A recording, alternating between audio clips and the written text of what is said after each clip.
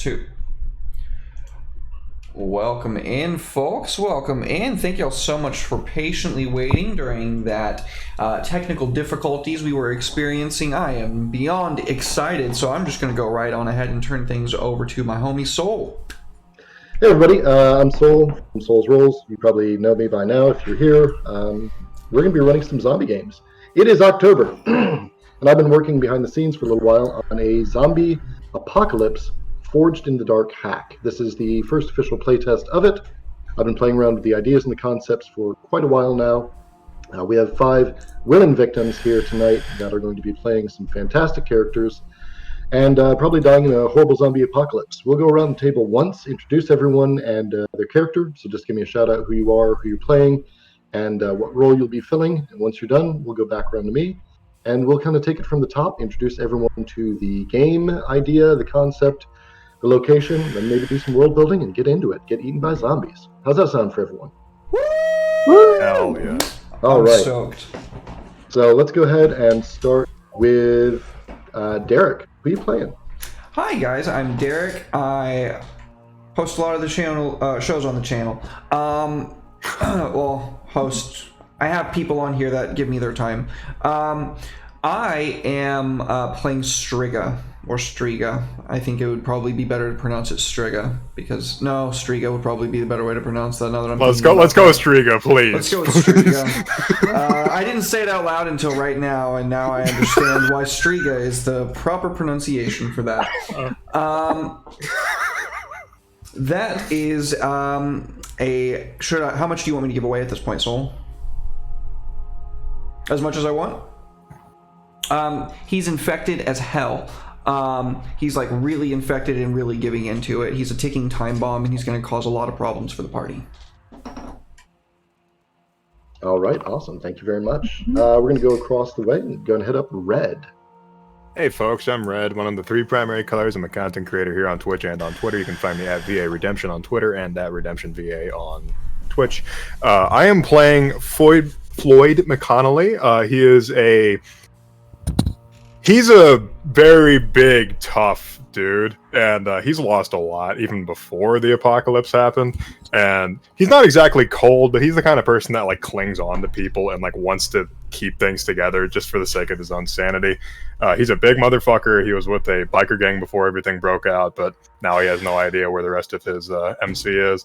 So besides that, he's going to be kind of like probably one of the leaders of the group that's going to be butting heads with another person who's going to try to be the leader of the group, but I'll let them explain that one.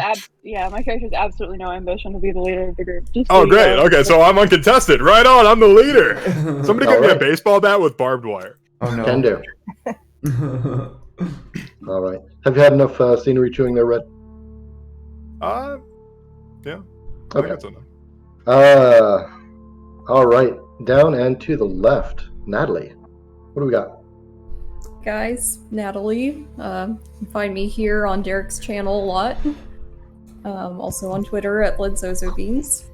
I'm playing Garrett Case. She is a scrubby, kind of low-life thief who has weaseled her way into this group. I think that's all I'm gonna give away for now. Your call sign is Weasel, I hope you know. I'm fine with that.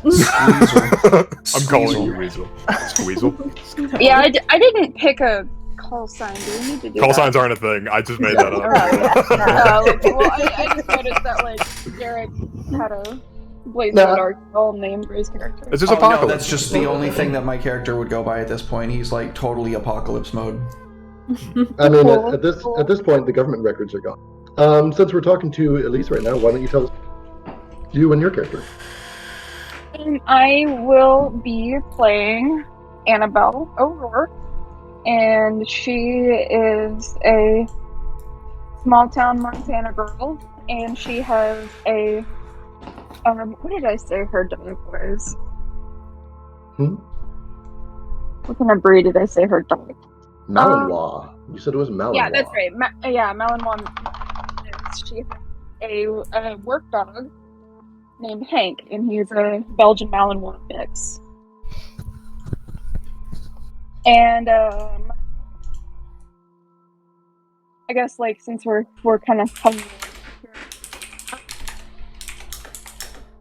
Annabelle is what we are calling a shark, meaning that she does all the dirty work and the things that nobody else wants to do in the group.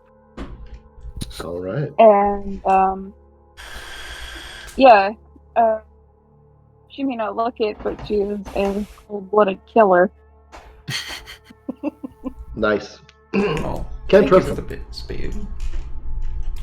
What? Can't trust him.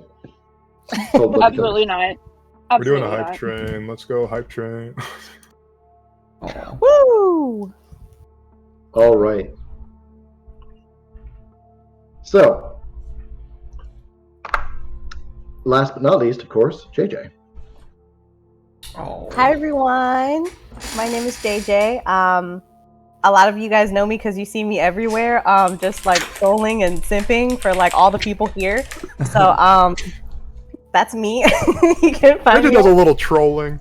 I do a little trolling. I'm mostly simping though. I'm always on this channel or anybody else's channel who's like over here. Yeah, you can find me. I am Ben Reaper 97 on Twitch, and you can find me on Twitter at JJ_Cray. So that's me. I will be playing Odessa, who is going to be the stalker of the group. And as a stalker, I'm a very cold and cynical person, and I'm kind of like really rough around the edges, and don't really believe that anybody here is really good, I should say, or doing things like altruistically. But I will say that I do get along with the lowlifes in the group because I'm kind of like, you are who you are, so I respect it. Everybody else though, I'm like, you can go get fucked. So yeah. Aren't we like So all that's three lowlifes though? I No. mean, we kind of, which is kind of why like we all kind of get along. Like I won't be hating on anybody in the group, but I will be talking mad shit about anybody who portrays themselves as a great human being. Just to say that. So, talking mad so shit. like the Thank vibe I'm you, getting guys. is that we all get along because we're bad people. Yes, And we're united. We're united in that sense. Thank you guys for the hype train. Thank y'all so much. Y'all are way too sweet. Anytime, boss. I love you guys. Hey, it's a premiere night. We need hype trains on premiere nights. Otherwise, it doesn't go well. It's our That's tradition. right. Sorry, I just saw it soul set in the zombies chat and it made me All right, so we've got Derek is Striga. They are the survivor. They have survived from being infected. We've got Red as Floyd. Floyd is going to be our bruiser. They're kind of the defensive, tanky guy, brawler type. We've got Led Zoso as Garrett, being our scout, light-footed, light-fingered. We've got Elise as Annabelle, playing our shark, cold-blooded, manipulative killer. And JJ is playing Odessa, who is our stalker, the hunter of men and zombies alike. So, if this is your first time seeing a Forged in the Dark game, this is a very narrative game. It is mostly based around telling stories and then having the dice decide how screwed you are. The main mechanics are represented by rolling a pool full of d6s equal to a particular character's skills in that moment. You have position and you have effect. Position, the way I like to describe it as position, is how screwed you are if you fail. Effect is how screwed they are if you succeed. So that kind of tells you. You've got risky, you've got controlled, you've got desperate as your positions, and you've got great, standard, limited, or no effect as your effect. I set those, you tell me what you roll, and we're good to go. Most of the characters have a couple different things going on skill-wise. They have a lot of different special abilities as well that affect things. They can do certain kind of character trope things, like, for example, Floyd is such a badass brawler that if he pushes himself, he can, in fact, fight a horde on equal footing, which means he is not able to be overwhelmed by masses of numbers, no matter what the odds are. So everyone's got their own thing here. Circling back around, though, there are a couple resources that are standard to Forged in the Dark. The first one is stress. Stress allows you to push yourself and accomplish more than normal. It gives you an extra die or an extra effect. Also 2 stress to do that. You have 8 stress that you can burn through. If you run out of stress, if you max out your stress meter, however you want to put it, you gain a trauma. Additionally, you pick up 1 infection rank. Infection goes to 8 as well. For every 2 infection that you get, you pick up an infected trait. These are where you start to get monstrous. Also, when you inevitably die, your level of infection determines what type of horrible monster you come back as. So not only are you becoming more inhuman as you get infected right now, when you do finally kick the bucket, the more infected you are, the more of a fucking problem you will be. A low-level infection, everyone's standard, you come back as a shambling corpse. You start getting up there in range, and you start turning into fucking big problem. Like, your character dies, well, congratulations, you're the next fucking villain. You're an unstoppable sentient force of death. Good job. For our next trick, we'll be playing Curse of Strahd. Oh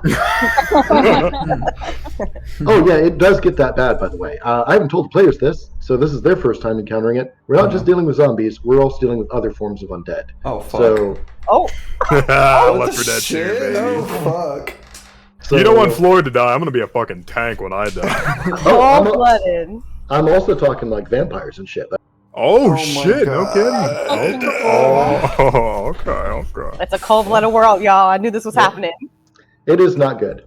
Harm tracks as normal. You take a wound, you're going to mark down some harm. For every harm you have, there's 3 on your character sheet. You've got 3 different labels: light, medium, and heavy. Next to each, there's like 2 blocks. I put like dividers there. If you take 1 harm that's light, you put a mark in that box, and you take -1 die. If you take your second light, it's -1 effect. If I tell you you take a heavy harm, it's just a very bad wound. It goes in the very bottom, but it still only gives you -1 die or effect. This makes it really easy to track. You just see what you've got harm-wise in each track, add that up, and you're good to go. So if you fill up your whole wound track, you are down 3 effect and down 3 dice. You basically can't do shit. It would be very hard to come back from that much penalty. It's possible, but it's a very steep curve. If you end a session without any treatment for a wound in downtime, then you gain another infection rank. Infection rank. So if you take a wound, make sure it gets treated, otherwise you're down that spiral. Oof. Oh. There are no free lunches. Unlike other Forged in the Dark games, you do not get 2 free downtime actions. Doesn't happen. Sorry. You pay for every one of them. Every downtime action requires 1 supply. Supply is what you bring back from these salvage missions. You've established yourself in a hotel, is what we decided, that has a little bit of establishment, a little bit of space. It's got its own thing going on. It's defended, and it is yours. 100% your territory. This is where you can come back to and be relatively safe. Relatively, because there is also a horde mode that happens after downtime, but we'll get to that. Hey, yo, I just had an idea. I'm terrified. What's your idea? So am I. I'm excited. This is just like a minor thing, but like give our base a little bit of backstory. What if we killed the people who were in here before and just kind of took their shit? No. Little dark, but I like it.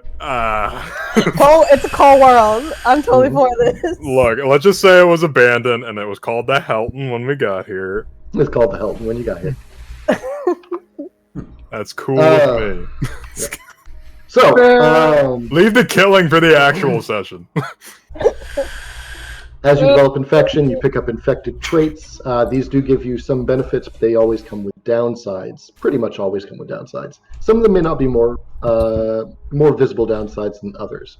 The kind of one of the creeds that's developed amongst the survivors is the infection is like this: fearless, painless, brainless.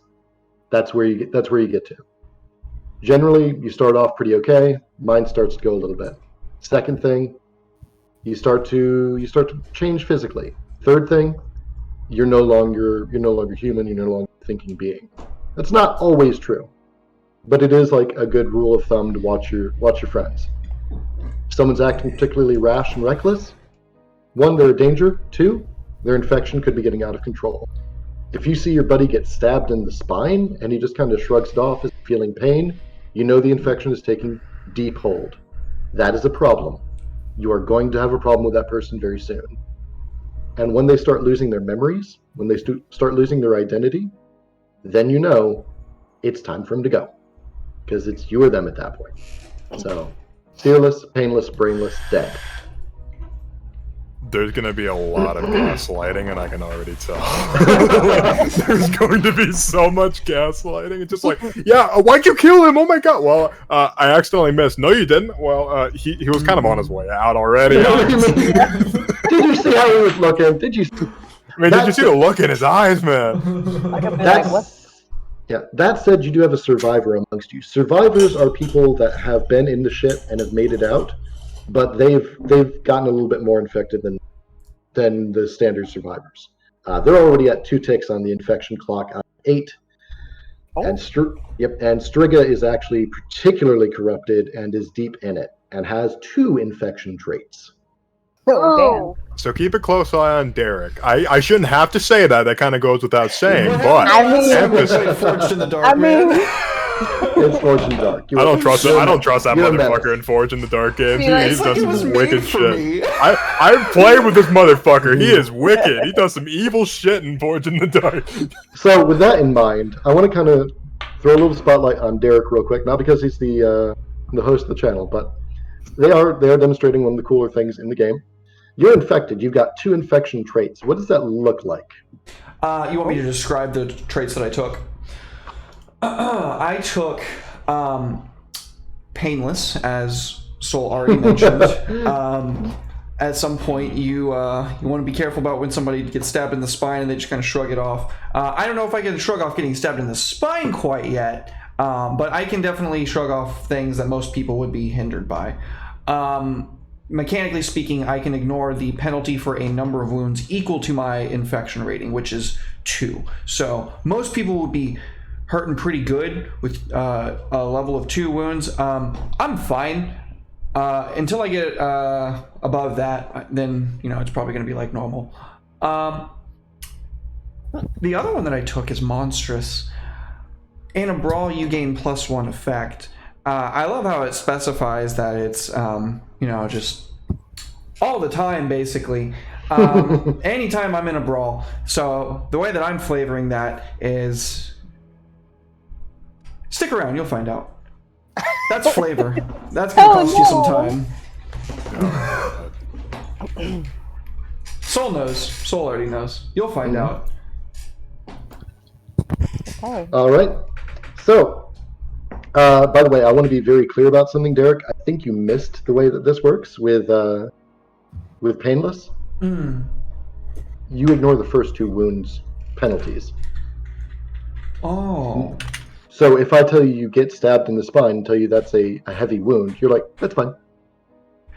Oh. So it's just a passive armor, basically. No, you take the armor. damage, but you take Okay. you don't take the penalty. But it doesn't matter what level of wound it is. Oh. You could. So, you like, could. Derek's like on his way out to being a zombie, but I get the feeling that his character's gonna outlive Oliver's. That's Probably not. Because it is one of those things, like, if someone shoots you, you do bleed, but you're just like, I didn't even feel that. it's like television statics. Like if your arm fell asleep, Yeah, that's right. It's fine. Body damage happens, I just don't feel it. The first 2 you don't take penalty from, no matter how bad or how not bad they are. So if Looks someone... over at Striga, just like, I wonder what's going on inside of his head. It's just YouTube white noise 10 hour.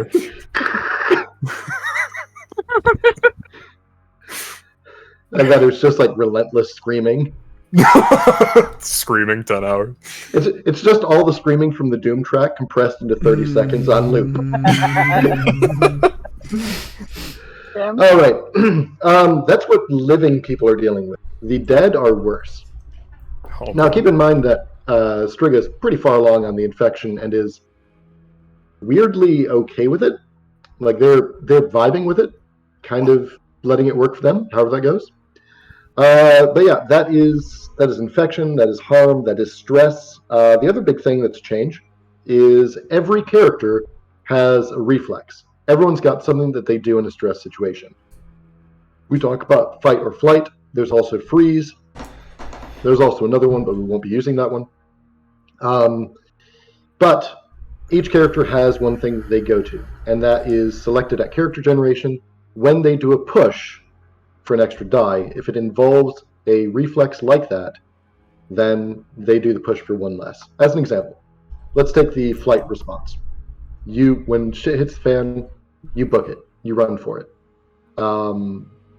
Let's say that you're in a bad situation, you're with zombies, you have a flight reflex, you're like, I'm going to push to get the hell out of here. I want to scramble this wall and duck the zombies. I want to get some space between them and me. Cool. So since that's flight, and that's your reflex, your push is going to cost you only 1 stress rather than 2, which is great, because if you max out your stress, you get infection and a trauma, and that's no good. No one likes that. You become very, very bad, very, very quickly. So leaning into your reflexes is good. Everyone's chosen their reflex, right? Or is that something I need to give some time for? No, I picked. Mine. Yeah, I got mine. No, yeah, I chose mine. Cool. Should we At call least- the party or? It's up to you if you want to let people. 3 of you are fight. Yeah. Guarantee it. Natalie's I'm- not. Natalie is flight. I know she's for a fact flight. Yep. Derek and I are fight. JJ, you're fight too, aren't you? Yeah, Yep. I am. Okay. Elise, do you want to share? Since everyone else Flight. Flight. is? Flight. Flight. Okay, I was Yeah. well. There's 3 of us with fight and 2 of us with flight. I was correct technically. Yeah. Mhm. All right. I'm waiting for someone to take freeze because that's an interesting one because it also involves like hiding, going to ground, planning, plotting, etc. So it's not a bad one for stalkers as well. So freeze is like brain blast, essentially. It's you stop moving and all of your focus goes on to problem solving and not being seen. So That's I a have very house skill to take.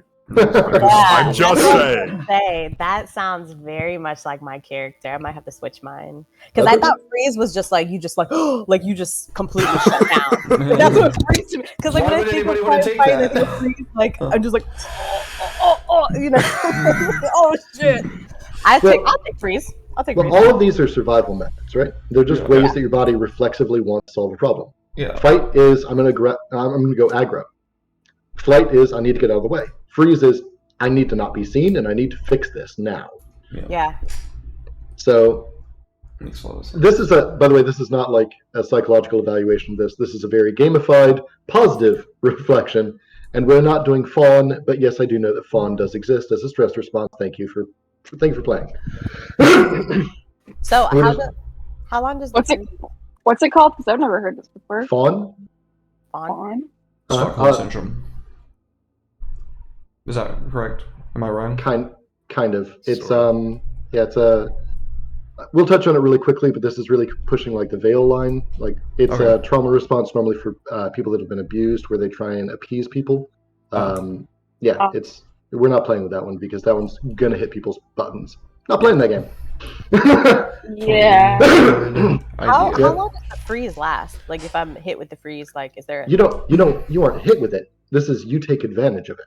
This Yeah. is you tell me, okay, I'm freezing. Cool. What do you do with it? I'm going to push myself to do this. Sounds good. Okay. Yeah, this is not a penalty. This is letting you lean into a character archetype. Think. Dun-dun. Dun-dun. That's literally what House just Yep. does. Just pause. So Yep. if you just see me over here, just like it's because I'm thinking. All right. I'm thinking So- really hard. So that is a very important aspect of your characters. Other things to keep in mind. Like I said, no freebies. Everything costs supplies. If you want to get healed, it's going to cost supplies. If you want to get new shit, it's going to cost supplies. If you want to figure out how to fix something, it's going to cost supplies, even before it's fixed. Everything comes with a price. And so does upkeeping the Helton. So every person has their own supplies. You start with 2 supply. Just as a heads up, just as a start. Right now. And the Helton, your haven, also starts with 2 supplies. Nice. It's going to lose 1 supply at the start of the downtime. So you're good right now. You've got basically 2 cycles where you can be fine. But if you hit 0, shit starts to fall apart quickly. And I'm not talking like small fall apart. We're talking like catastrophic failures. Allies start dying. People start taking wounds. Zombies start breaking in the doors. It's a bad time. You have to keep supplied. You're always going to be fighting against it. To do that, you run into other parts of the city and go ahead and scavenge. That means running in, trying to find an objective. There'll be a map. Map will be hex-based, and you will have little opportunities to select where you go. When you do a run on a particular hex grid map, it has a clock. It is a 6-tick clock. Anything adjacent to a fully held territory of yours starts with 1 tick on the clock. Just base. Because you've got a little bit of influence outside of your own. At the end of a salvage, or a scavenge run, you will roll the mirror, basically, of your engagement roll. So just like any other Forge in the Dark game, you have an engagement roll. You say, we're going to go here, here's how we're going to hit it, here's what we're looking for supply-wise. Cool. One of you, poor saps, will roll an engagement roll, and you can do another risk-reward balance. The easier you make your salvage roll, the less you're going to be able to advance that completion clock on the territory. Now you're still going to come out with the same amount of supplies, which we'll get to in a moment, but actually completing that clock is based on basically the reciprocal of your engagement roll. The easier you make it, the less opposition you have there, therefore the less opposition you clear out. The harder you make it, the more opposition is there, and if you're successful, the more that opposition takes a kick in the teeth, and you push them back. So it's another risk reward. Do we want to make the engagement roll shitty and get shot in the face right off the bat? But maybe capture the local pharmacy, so that now we've got 1 free supply to use on downtime healing actions. Or do we want to make this difficult and have to do this run 2 or 3 more times before we can get the pharmacy unlocked? That's the balance you'll be playing. Now, when you do a run, it's an arbitrary length. It is one of those things that's going to be narrative-based. We'll set up where you're going to go, how you're going to do it, where you're going to aim for supply-wise. Then we'll play through the encounter. If you are successful, and then you come out with a certain number of supplies based on essentially the inverse of the amount of encumbrance you took in. Everyone's got a load. As in any other Forge in the Dark game, you can go in light, you can go in medium, or you can go in heavy. That tells you how many items you can tell me at the drop of a hat that you have. Forge in the Dark games are very forgiving about encumbrance and equipment. You don't plan what you've got. You just say, I'm going in light, I've got 3 items. Cool. And then in the middle of an adventure, you can say, oh shit, the stairwell's on fire? Good thing I packed my fire extinguisher. All right, mark off one of your load, dick. and we roll. Problem is when you run out of load, and you can't pull that trick anymore. 3 load is light, 5 load is medium, 7 load is heavy. And if you are heavy, you only bring back 1 supply. If you are light, you bring back. If you are medium, you bring back 2, and if you're light, you bring back 3. Now, one of your party is light-fingered. They always find a way to stash a little bit more and get a little bit more out of things. Garrett always comes back with 2 more supply. That's really They are a hell of a scout. So that is really useful. Now, convincing them to come up off that supply, that's going to be the hard part. I get the feeling that Natalie is going to be pocketing a lot of that change. Hopefully. Yep. Fucking rat. That'd be a rat. If you accumulate, we're going to set it as an 8 clock right now, but I get the feeling that will change. If you accumulate 8 supply for yourself, you can trade that in for 1 luxury. 1 luxury, it will give you an extra die on all stress reduction. You cut out. 1 luxury will give you 1 extra die roll on any healing or stress reduction you take on a downtime, because you've got better shit to take care of yourself. That's really So that means if you want to get better healing, if you want yourself to be more relaxed and more reduced on problems, building up a stockpile of your own supplies so you can get into luxury is a good plan. Yeah, that's really good. That is good. It really incentivizes you to stockpile. Mm-hmm. I want you all to be little fucking hamsters, man. I'm going to be rummaging around in like sawdust and just packing your cheeks full of delicious seeds and coming back to your little hovel and just accumulating it. Oh, I'm thinking about cute little hamsters. Red, you gonna be okay? Okay, talking to someone else. Alright, We're good. yeah, cool. So yeah, that is your supply issue. Once you start developing your territory and the Holiday Inn, you will be able to get other things going on. You will roll its stats to help you boost out, so on. So the course of play is free time, free play, establish the narrative, etc. Second phase is going out on a salvage mission, scavenging. Select where you go. Tell me how you're doing it, what your target is, what supplies you have to bring back. Roll engagement, process through all that, finish out at the end with a resolution roll. Phase 3, downtime. Phase 4, horde or faction mode. So there are other people in the city. The name of the city that I'm using right now as a generic placeholder is New Essen.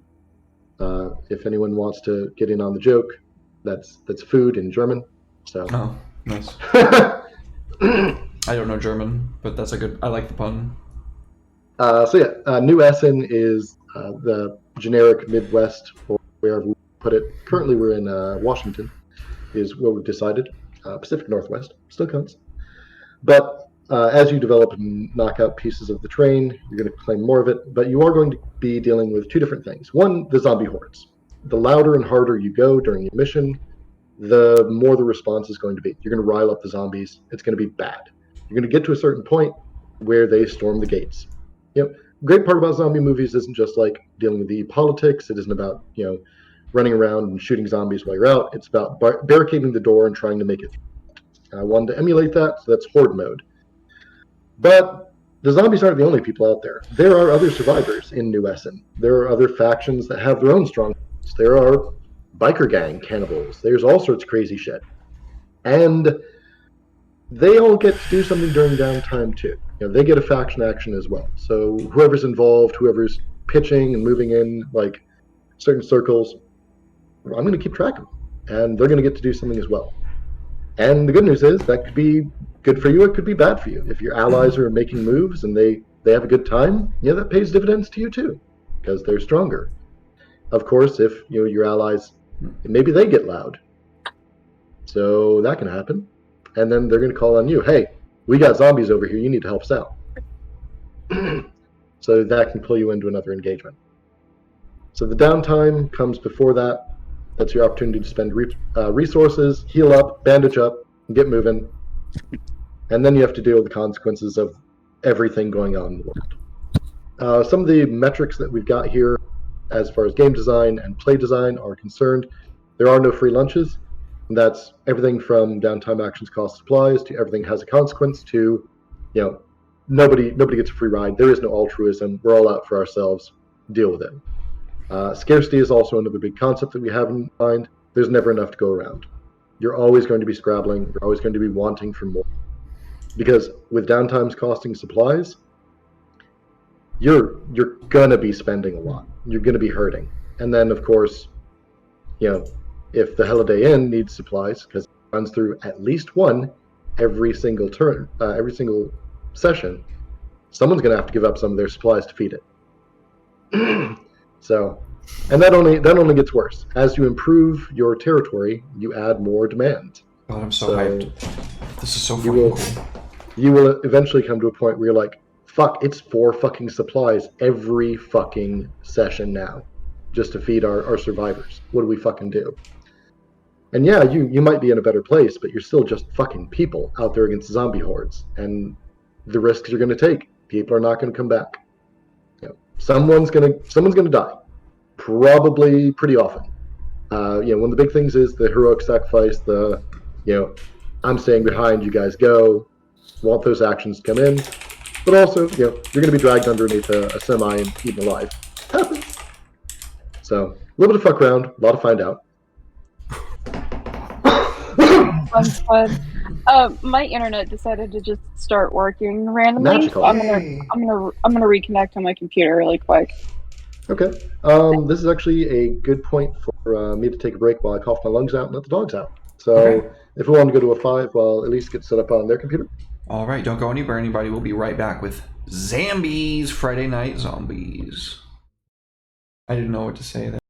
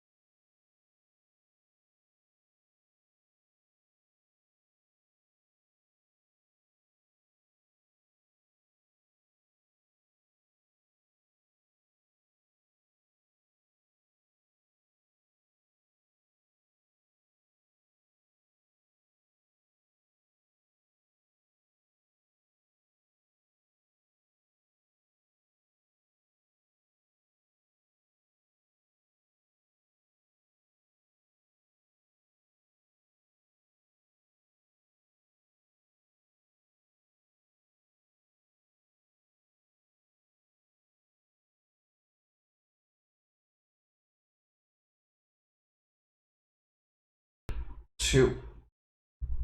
Welcome back, folks. Thank you all so much for waiting patiently. I surely do appreciate it. Soul, what's happening?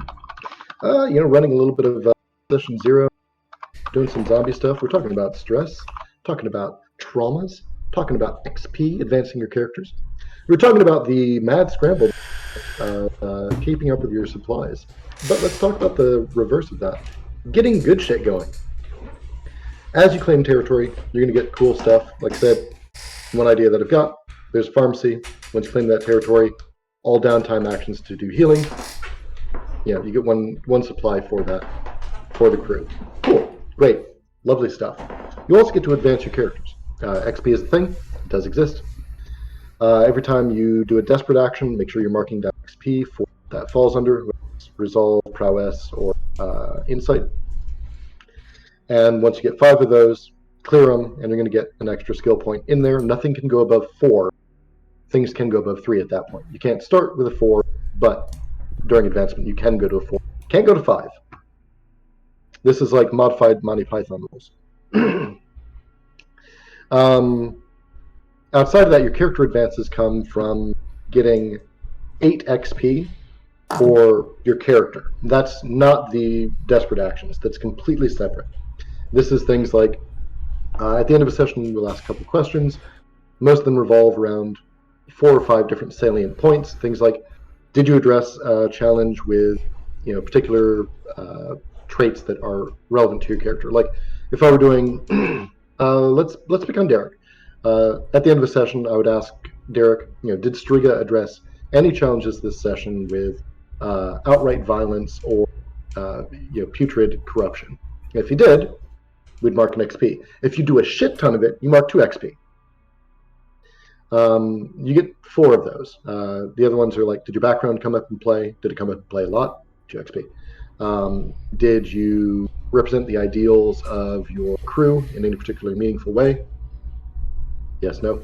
And the last one is, did you deal with anything involving your traumas or infection? So one of the ways you can really accelerate the game and play that risk-reward, which is really one of the themes we have here, is risk-reward. A little bit of gambling. If you stress out and then you pick up a trauma, and then if your trauma bothers you on the next one, you get more XP. So, if you really want to screw yourself over a little bit, you can get a little bit more XP. Also, if you pursue the infection route and your infection screws you, which it can, then you pick up more XP. For example, with Striga, I could say, you get knifed from behind, and you ignore that first wound. And then Derek's like, do I even notice the guy knifing me? I'm like, you know what? No, you don't, because you don't feel it. You get knifed again. He's like, so how many wounds is that? Let me mark that down real quick. That would be his infection fucking it. And it's something Derek would opt into. Generally, it's a thing that you're going to opt into. Character agency is really big. Narrative play is really big. I might offer a suggestion or lead a hint, or maybe push something in a direction. But for the most part, you can be like, that doesn't sound right. We're not doing that. And we're cool. We move on with it. So we've already done off-screen lines and veils. We've played together a bunch. We've had some discussions before. I just want to establish them for people watching, because I realized I hadn't done that. This is going to get graphic. There's going to be violence. It's probably going to get pretty gory. No one here is really, terribly squeamish, but we are a little squeamish. I was giving you a pass, Natalie. I was going to say some people are a little squeamish, so we might I might get a gore. Call her out. Sorry, she's my wife. I feel compelled. I'll give a gore warning if we're getting bad, or you can just give me the high sign if I'm getting too in depth. We'll just move on. We'll just say it's bad. We'll understand. It's bad. Everybody will just get Natalie's reaction. Outside of that, I have specific rules for myself. Nothing bad happens to animals. Nothing bad happens to kids. So you don't have to worry about that ever happening. Same thing with sexual assault, sexual violence. I'm not going to see it. Domestic violence, also off the table. Most of these are my veils and my lines, and I'm pretty conservative as far as it goes. So most people don't have to add anything extra. But I have my own traumas. I deal with my own shit. I'm not going to deal with them in the game too. This is my time away. I just want you to be eaten by zombies. Likelihood of me having to deal with that at any time in my life, pretty low. So we're good to go. So we've covered supplies, we've covered the crew a little bit. So one of the things that's already established is you are a group of survivors. You know each other. You have been in the shit a little bit together. You have carved out this hotel together as a team. So you might not love each other. You might not even like each other. You may not trust each other much. But there's a level of trust that is established. You know that this is your crew. You know, Striga might be weird as fuck and on the edge of a fucking savage breakdown, but you don't know anyone else that can tear apart a car with their bare hands. So, fair. Annabelle, I'm just saying he might be replaceable. I'm just saying. There's a potential for it. Annabelle may be the coldest person you've ever met in your life, but when it comes down to it, they get shit done. You know, Garrett might be completely untrustable and fucking know that they took a goddamn sandwich last week. You fucking know they took your fucking sandwich from the fridge. But on the other hand, you know they're always the one that's coming back with more shit than anyone else. And they're never really getting caught. They're never pinned down. So you all have reasons to respect each other in some degree, work together and cooperate. However you like each other, that's up to you to establish. But you have carved out this haven together. This is already in the books. We don't have to do you meet it in a tavern. We have to start fresh. You know each other. Figure out how that works between you, and you're good to go. So, like, right off the bat, I'm already getting the vibe that, like, Natalie's character is constantly bribing us with things to get us to do stuff for her. Like, you know, like candy or, like, canned meat or, like, yeah, candy. Twinkies. Like, literally, where are you gonna find, like, sweets in, like, those yummy, guilty pleasure processed foods in the apocalypse? Like, actually, I got mine. It's moon pies. If Natalie gives me moon pies, my character will do anything for Natalie. Mm-hmm. Okay, if Natalie, if Garrett gets me a carton of cigarettes every now and then, I will be fucking cool as hell with you. Don't even sweat it. I'm gonna hold you to that. Yeah, I think. I think Annabelle's would probably be like high quality dog food. For Hank, yeah. Yeah, for Hank. No, for her. Yeah, favorite. Literally, Hank eats better than her. Sterile needles. I mean, like she can go like vegetarian and literally just like eat. I just heard what Derek said. God damn it! No, keep going. It's fine. No, keep going. We can just gloss over it. It's fine. Yeah, no. So, when it comes to supplies, that's an abstraction. If I tell you find 2 supplies, don't badger me for what it is. Mm-hmm. Just understand that it's generally semi-perishable consumables. Things like canned food, ammo, bandages, medicine. It could be anything like that. Generally, not really a lot of luxury. You know, if you accumulate enough supplies, you can find a way to get luxuries. But soap's hard to come by, man. So if you're thinking about like, well, what are supplies? Just think about like anything you could stuff into a backpack during a zombie apocalypse that is about like 1 or 2 pounds of weight that you'd want to keep. Yeah, bandages, whatever it happens to be. It's got to be useful, and it's got to be something that you will run through.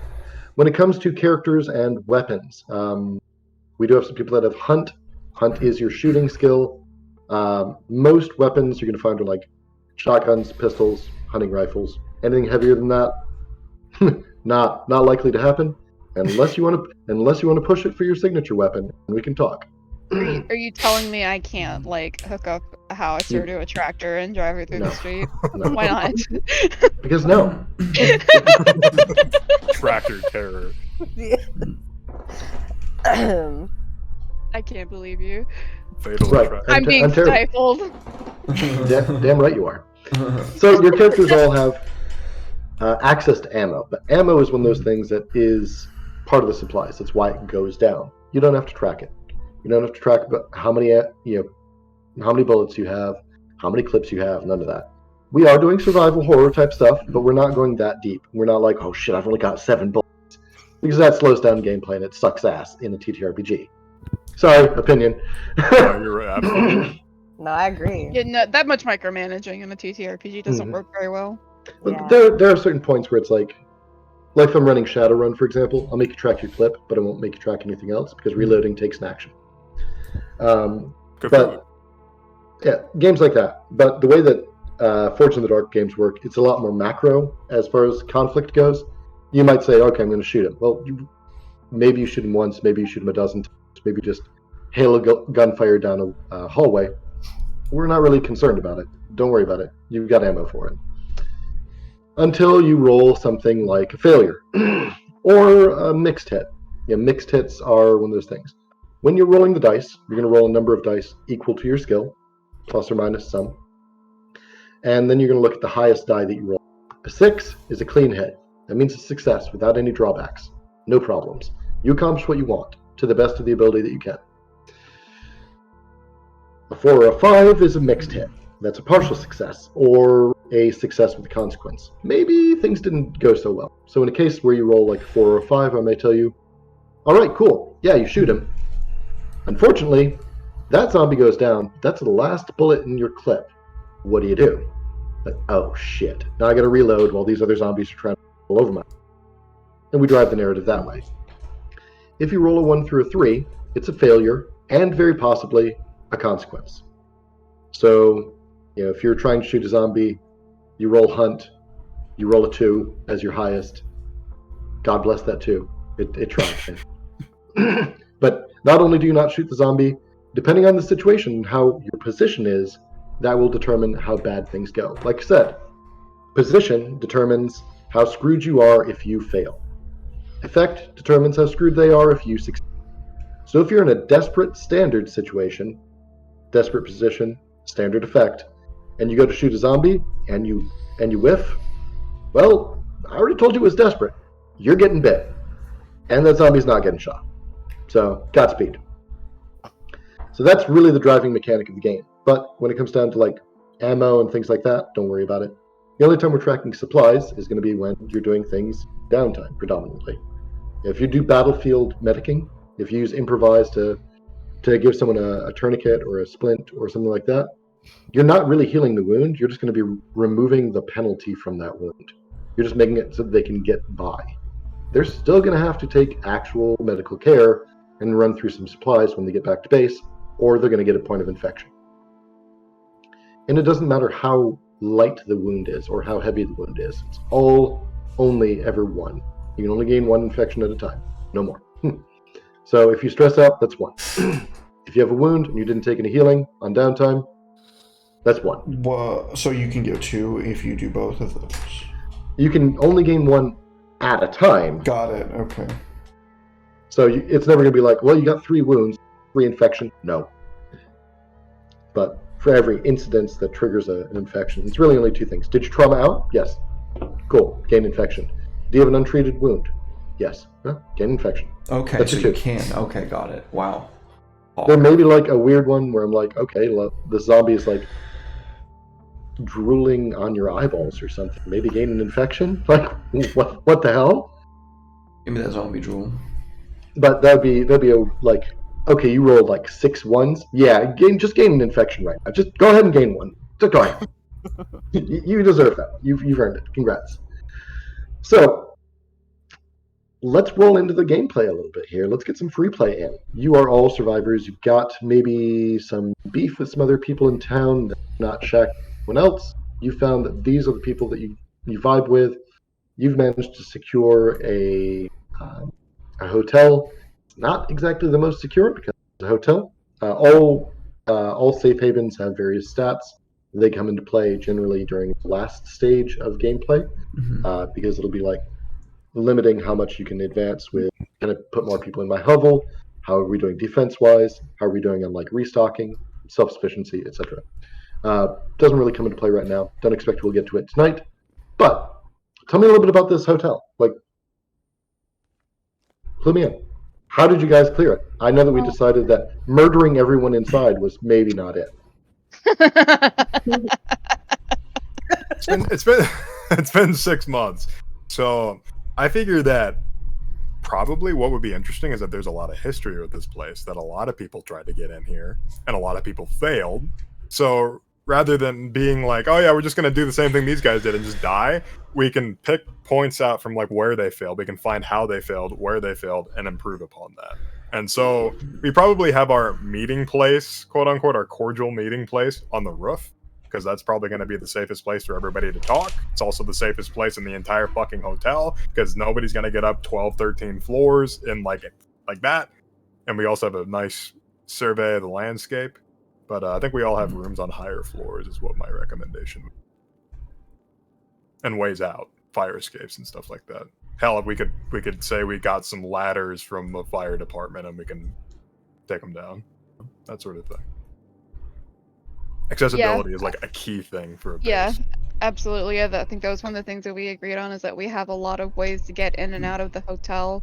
If like maybe we're having an issue with there's a small herd hanging out on the main street or trapped in the back alley. What if we have the ladders coming from like a sky bridge that goes down to like a middle of a street we blocked off with wrecked cars, and then our like rat hole out was like to a subterranean city level? Like, you know, some cities have like walkways underground. Mm-hmm. Yeah. Yeah, I mean, like we're in Washington, so are we like in a major city? Because that tracks. That's some yeah. We're in So US. as we were entering the city, what did the population say on the sign? Well, No. No. This is to determine the size of the city. Like that's what I'm. Well, that's kinda what I'm asking. I'm asking A lot. where in 12,000. Washington, because like coastal Washington is gonna have a lot less Oh, yeah. snow than like closer to Idaho or Montana. You just laugh at me saying Idaho. No. I I'm like just, Emily. I'm just laughing because it's like, It's supposed to be abstract. I know yeah. it's supposed to be abstract. But like, Okay, so like coastal or inland. I love the level of detail here. This is great. no. Okay, so are we talking skyscrapers or are we talking like a few tall buildings? This is a mid-sized city. Few It tall is- Okay, so like Yeah. a few tall buildings. Yeah. Yeah. Learn one of them. Yeah, Okay. this Yeah. that is the idea. It's basically you could go to any state or anywhere in any major like Anglosphere, and you could drive to one of these places and be like, yeah, this is your generic mid-sized city or town. Like Yeah. every fucking state has one of these. Everywhere in the UK has one. It's like, okay, yeah, this is Townsville. It's whatever. No, Townsville. Nobody really knows why it's there. Whatever industry propped it up left a long time Long ago. It's like it's not quite like dying out, but it's definitely it's making it. It's not thriving. It's like It's not in its zone. Not It's not it's big enough that if you asked people around it, they'd be like, "Oh yeah, there." But if like you looked for it on a map, you'd be like, "Oh, what the fuck is that place? Do I know anyone from there?" Nothing This is happens. another specific, but what season is it? That's up to you. I'll say I want to pitch it for fall because it's fall. I do too, fall, because if fall. we have winter, Yeah, fall. that's water. Snow, water. True. Fall. and microplastics. I'm also dressed for winter, so that'd be more appropriate. I love drinking microplastic, my bad. I, for one, welcome our microplastic overlord. I think microplastic is like the least, unless that's the thing causing the infection. Oh, No. No. Oh, microplastic caused the. Let's see. Don't not tell them. Where's our rat hole go to? Like a subterranean level or like a sewer level or what? Because we I did like take sub- rat hole. What's that? Our hotel would have sewer access, so yeah, that would be the best way. We could literally just go down and go up anywhere in the city. What'd you say, JJ? no, I said I like that idea. You like that idea? Okay. Natalie? We also have decent supplies too, right? We have 2. That's still good. So we found supplies at the place, like probably whatever the last group left for us. That we murdered? I'm just kidding. No, we did not kill them. They were dead when we came here. We need to save the evil stuff for the actual sessions. That's the actual session now. Rat hole to the sewers?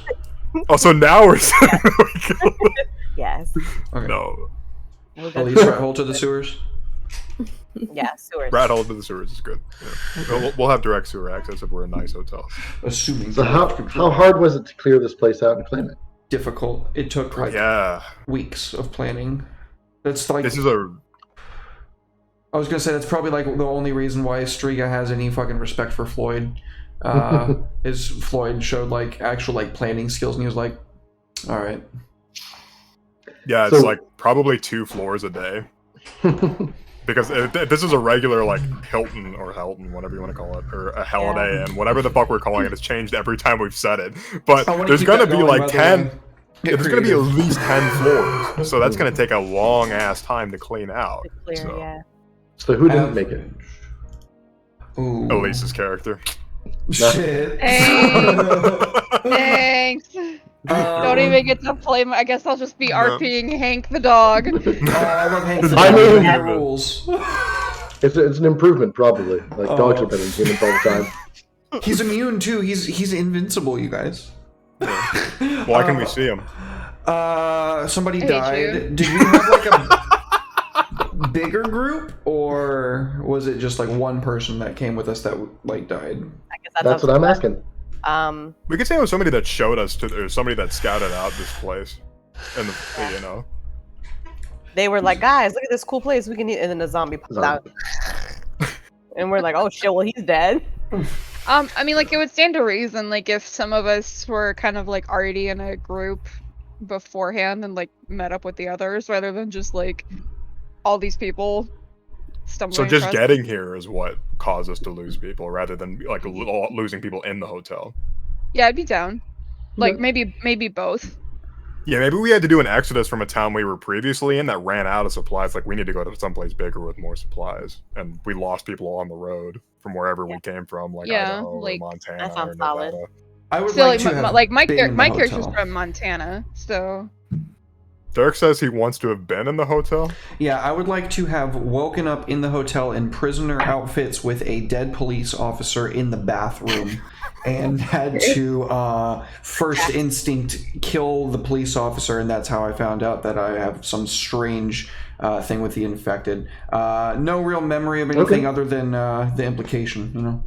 Okay, so you've been here for a minute. You're like the character that's been here. So I was like everybody else is hiding in out the though, group. like, and then you guys came on and you were like, "Hey, we're gonna take this place." And I was like, "You're crazy," and you were like, "I have a plan." And I was like, "I'm gonna hear you out."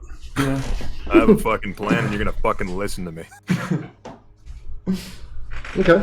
Okay, I dig So- it. So the rest of us have known each other for probably after the apocalypse is when we met up. I don't think any of our characters would have known before. Yeah. So a couple months. Yeah. hmm And Striga's the FNG. Okay.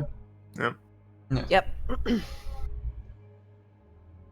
Okay. It's like the crowd favorite. We all kind of hate him. Crowd favorite. He's like the Scooby Doo of the group. He's like Yeah. everybody likes him. He doesn't contribute much, but he's cool. He's fun. I mean, well, he has to have some sort of favoritism because, like, realistically, like, he has like super OG strength, and like realistically, probably killed him by now. I There am has just as strong as he is.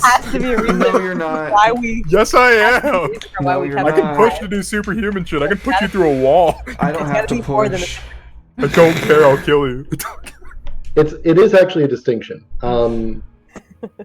What Floyd can do and what Striga can do Yeah, we're a are little different. We're pretty different. Are different.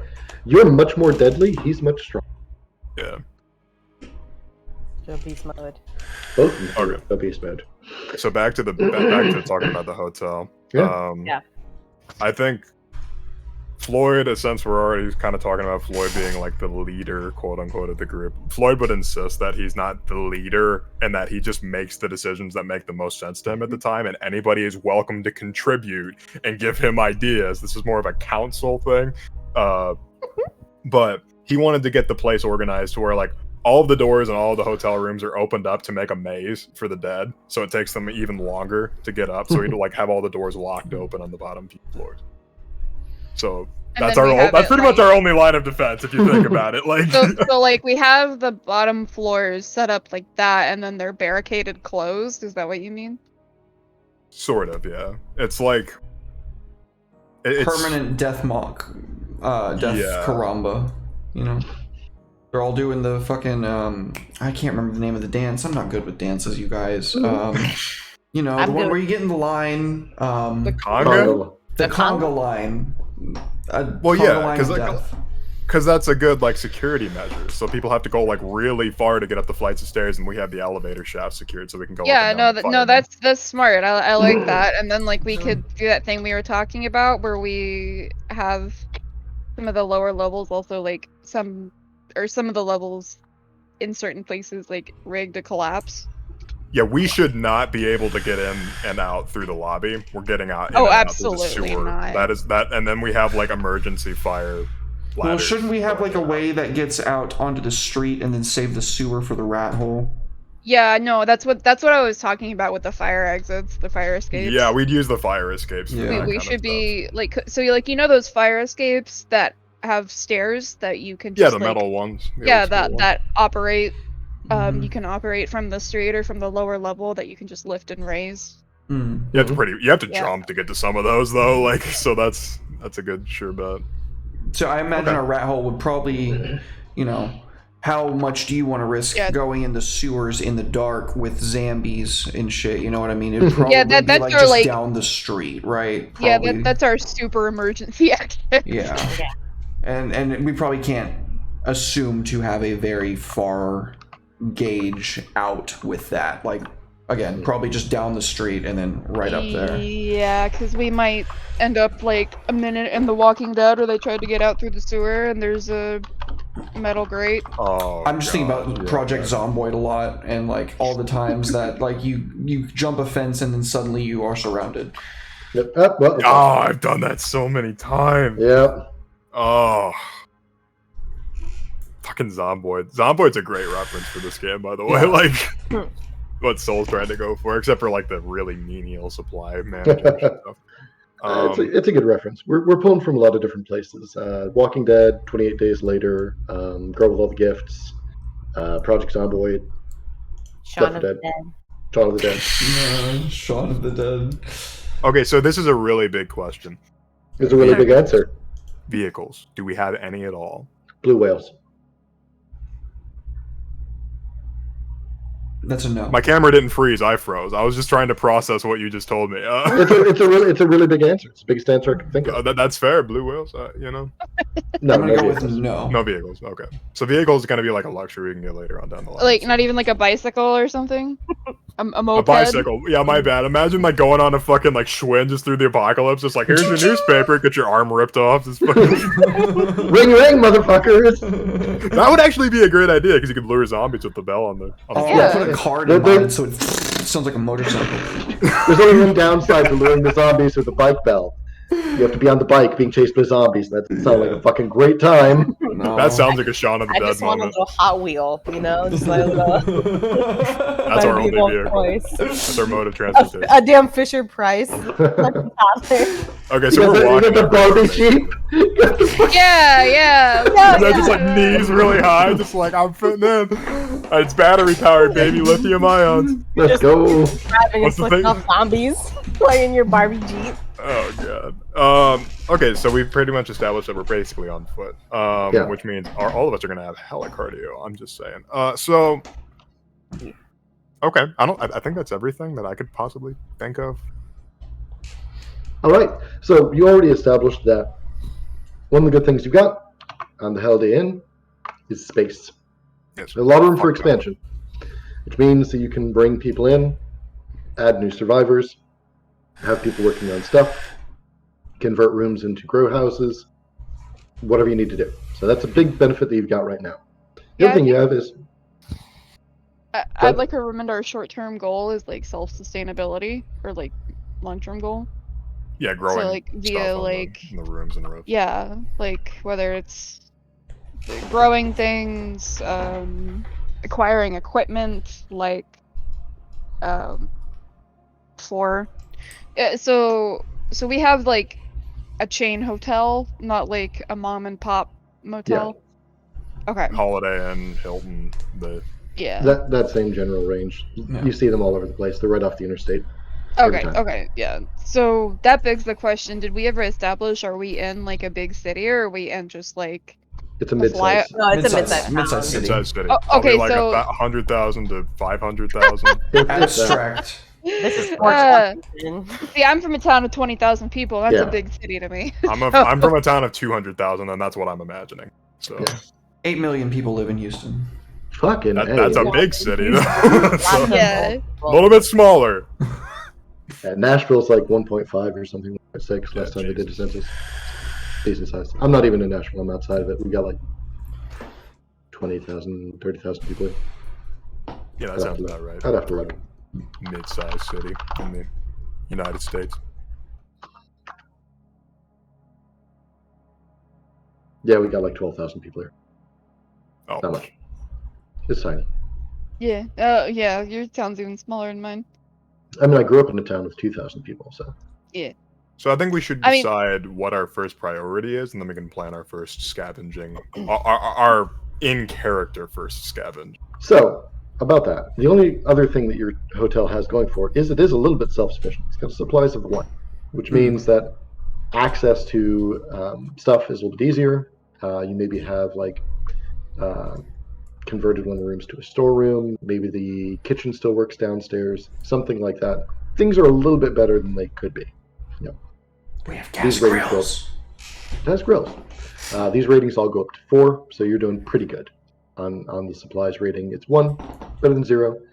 Space 2, it's going to give you some stuff. But like I said, most of that really counts at the end. But I just wanted you to think, like, you do have a little bit of self-sufficiency already, and you've got space, so capitalizing on that does sound like a good idea.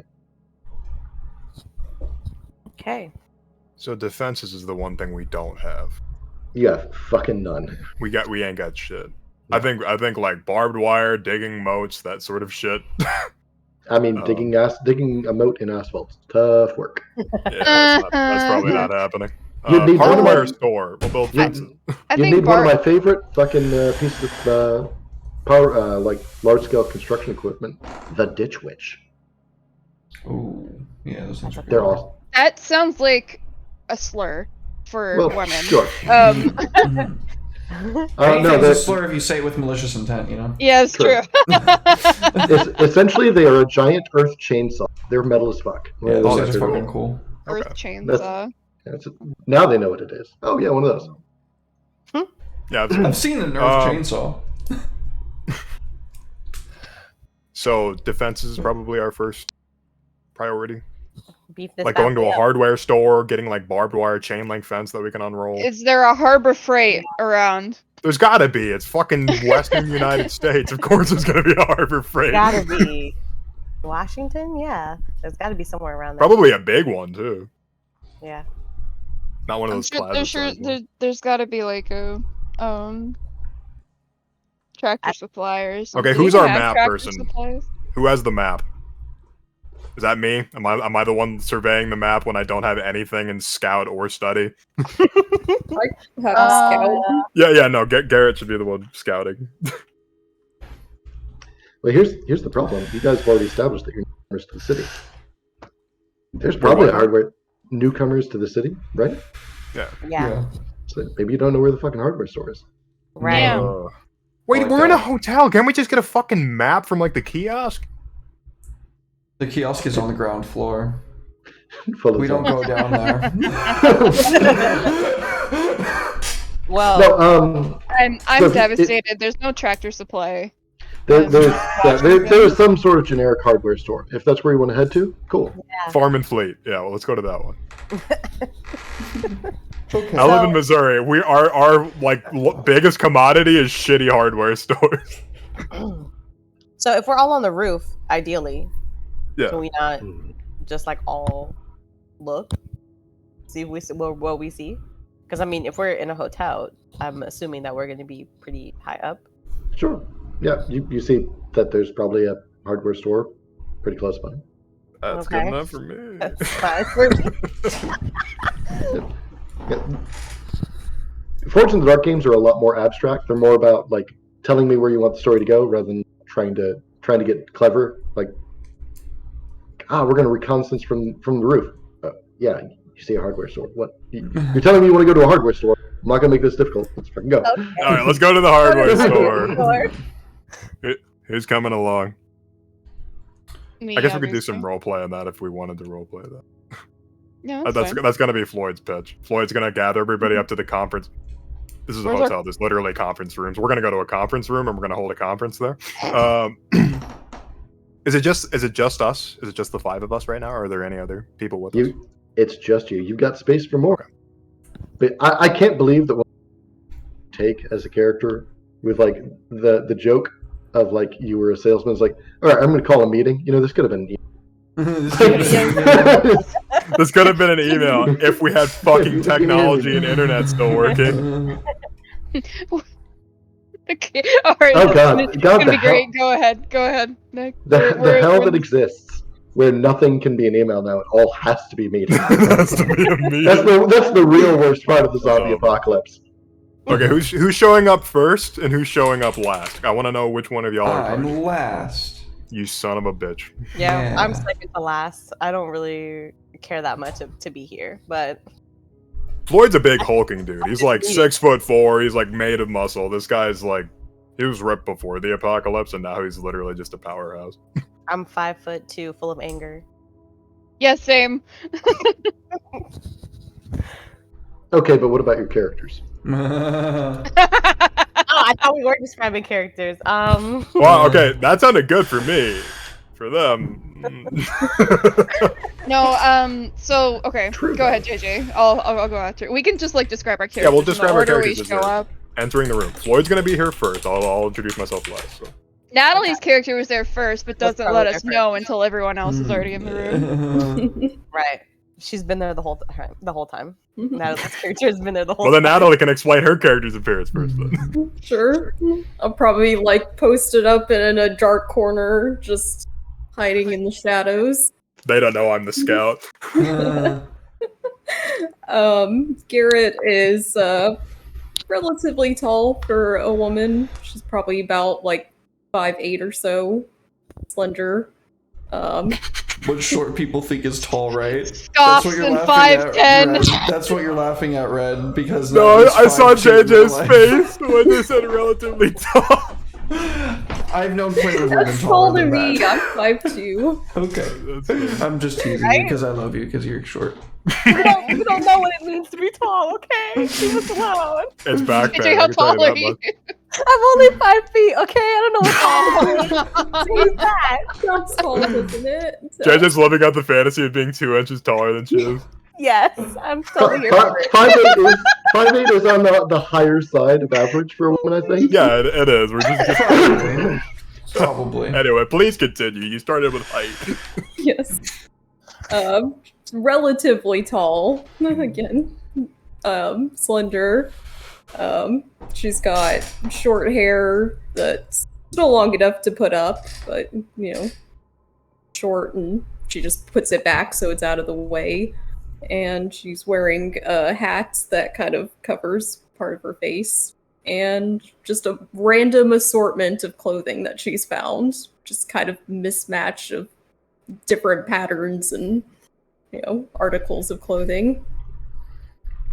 Nice. My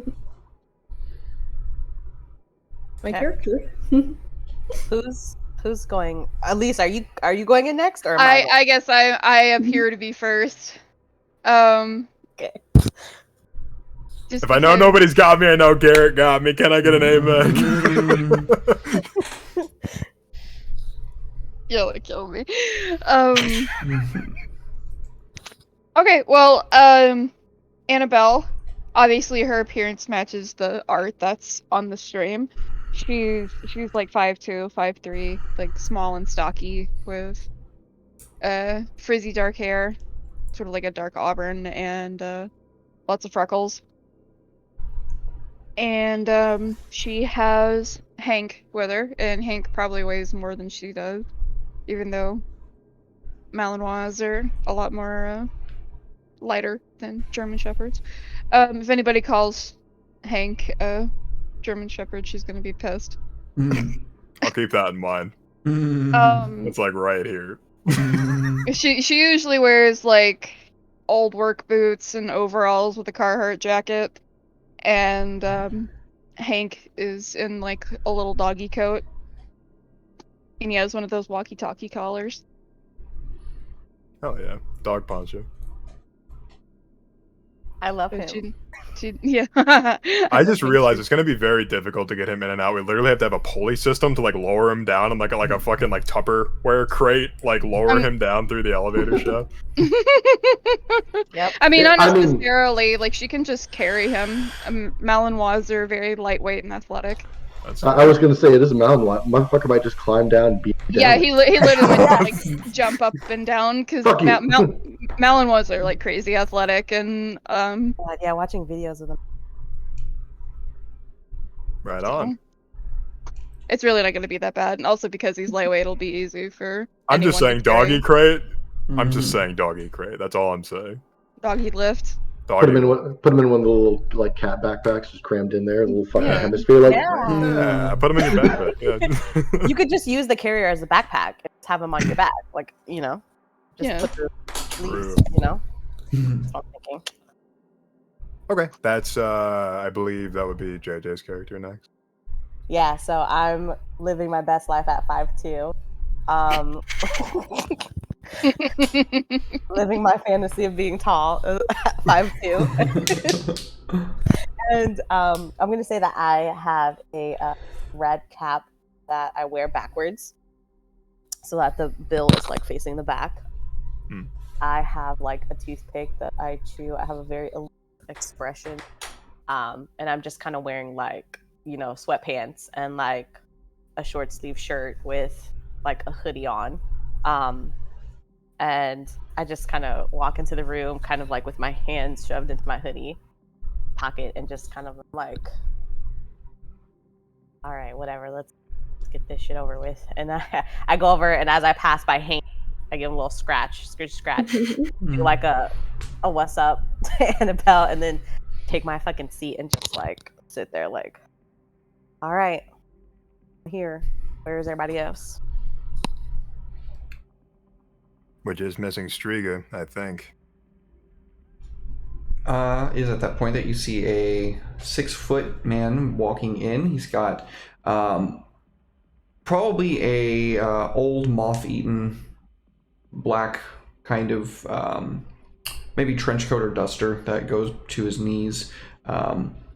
He has a like old flannel on underneath it, and then a good couple of like probably what do you call those? Not combat boots, composite toe boots for his feet that are wrapped in a very particular way as to alleviate stress on them. Also, thank you, Sheaf, for the biddies. Love to see you, buddy. Thank you, man. Man's his nemesis in the making.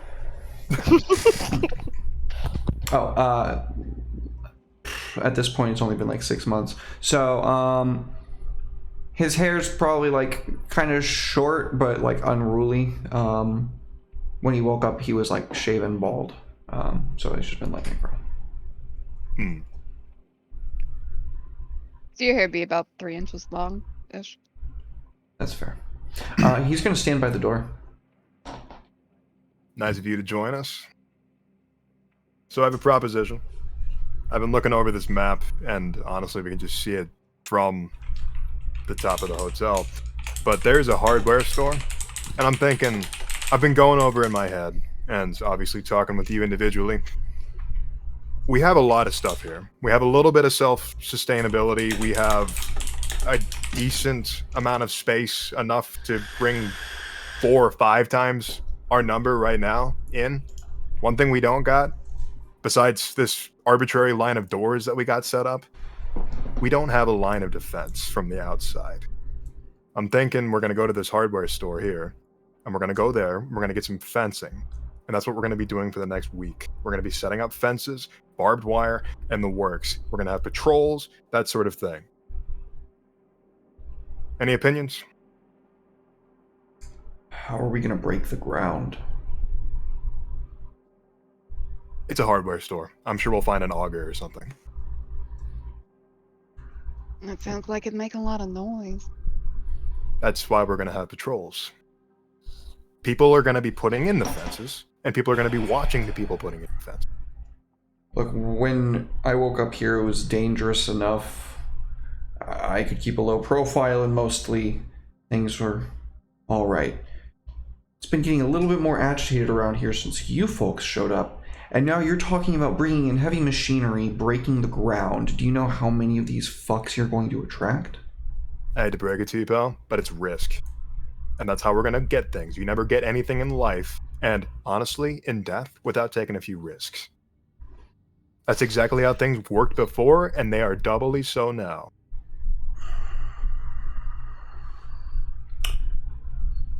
Well, I'm just letting you know you're going to bring a horde here, and I hope that you're all ready to fight for your lives when that happens. I hope you're ready to fight for it, because you're with us whether you like it or not. Like I said, any objections, opinions, thoughts? God, I really need a moon pie right now. They might have those at the hardware store too. I mean, I guess we'll. I mean, what else are we really gonna do? Alrighty. How are we gonna pick who's doing the fencing and who's doing the supervising? Are we taking shifts or I got a better idea. That'd be a lot quieter. what you got? I'm listening. Barbed wire and barricades. Not gonna work on the dead. They don't seem to really feel anything. They'll just walk right through it. And then if anything, we gotta clean that too. I mean, I haven't felt anything in a long time either, but All right, save the melodramatics for your book reading time. Being serious. Yeah, so am I. Cleaning Barbed wire is them not gonna work. if we didn't clean them, it could act as a deterrent from anybody who might see that we're setting up shop here. But if we don't clean them, the dad are just gonna walk right through them and not get barbed. Barbing isn't going to really do anything to them. Odessa's That's why right. I'm saying we need a whole ass fence, and that's what we're gonna do. If you have any other ideas that we could add on top of that, like, hey, maybe reinforcing one side of the fence with a wooden barricade, that'd be a great idea. I've got an idea. We put some kind of portholes in there where maybe like head level, some kind of gates or something. That way we can clear them off before we start exiting. That's a good idea. Anybody else? He's like writing this stuff down on a scratch pad. I forgot to describe how he looks. He's got somewhat short hair. He's done his best to like trim it and keep it up, but he uses like pomade just to keep it slicked back so nobody's grabbing it. Full facial, full beard. He doesn't have time to shave. Heavy leather jacket, and it's like reinforced with plating and stuff like that. Steel toe boots, nice pair of heavy denim jeans, and scarf around his neck to make sure nobody bites his neck.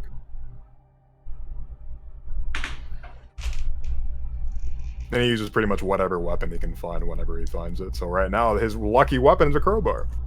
So. Good weapon. All right, sounds good. So the goal is to strike out, grab some hardware supplies, make it back, and hopefully nobody dies, right?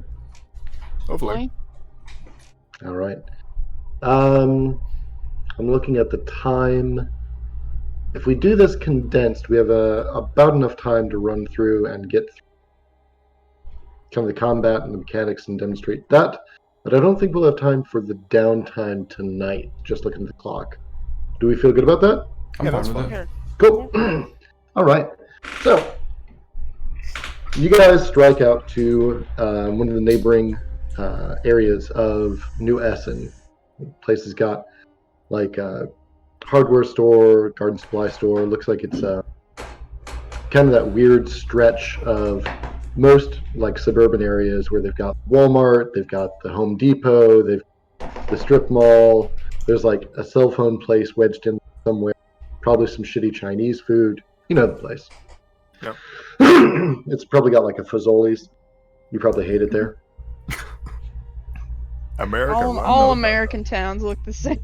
They fucking do. It's I've been thinking horrible. about that I hate so it. much lately. It's probably a McDonald's in that parking lot. I fucking hate it. I fucking hate it. Anyways, so you guys head out as a group. What's the plan? Are you going to go in hard and quick? Are you going to go in silent and slow? You're going to stick to the rooftops? Give me an abstract. I don't want a lot of planning. I don't want to detail it. What's the approach look like for your crew normally? Floyd would want to do melee only, keep the guns to a minimum unless it gets to that point where we need a gun.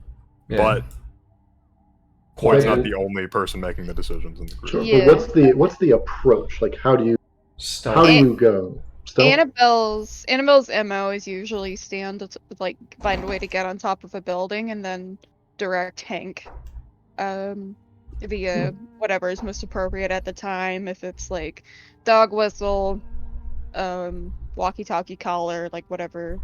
Okay. So like I assume they've kind of developed a system. Sure. So What's the system? Quick and quiet. Go in, grab the things that we need, and get out as fast as possible with as little trouble and noise. yeah, like Annabelle's gonna stay outside and make sure that the horde stays occupied while you guys are like in whatever building we're currently trying to get inside. Okay. Do you have Floyd's any strategy is to be the one that draws the attention of everything, so he's the one that walks in and like rattles something on the wall to get everybody to come to him while everybody else goes and grabs everything. All right. So we've got Annabelle and Hank. Annabelle on the roof, Hank running around helping distraction, hurting the zombies. We've got Floyd being the main meat popsicle that's drawing attention. We've got Striga. What's Striga doing? Striga would be on probably search and destroy. See anything that might be in our direct path and take it out as quietly as possible so as to make it easy for Garrett and Odessa to grab supplies and shit. Okay. I was actually kind of imagining Odessa up on the roof with Annabelle. Yeah, you got the person with the gun up on the high spot, right? Yeah, we do need a lookout. I could be on the roof with Annabelle and just like have the flare gun. That way, in case things cause a distraction, It's a great use for a flare gun. I know where to shoot the flare gun. All right. So as I'm looking at it, like we've got Garrett probably doing the point. You're running out ahead, being stealthy and sneaky. Like Midgard, what's the plan there? Figured I was going to be the one to get us inside the building since I'm, doing that. All right. Yeah. So who wants to roll the engagement roll? This is the first point where shit goes south. I'll do it. All right. I'll take one for the team. Yeah, But next time it's going to be one of you. We used to make Klaus roll. We used to make Klaus roll the engagement all the time. I don't know if it was a good idea or not. No, it was genius because it always went poorly and it made things more interesting. All right.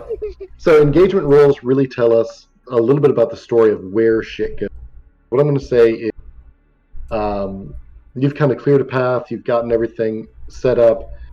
This is going to be right when you are starting to get the attention of the horde, and Hank is starting to kind of curve things around. And this is the point where things could go wrong. This is where I see a lot of potential in this plan. Shit to go side quick. So let's focus in on that.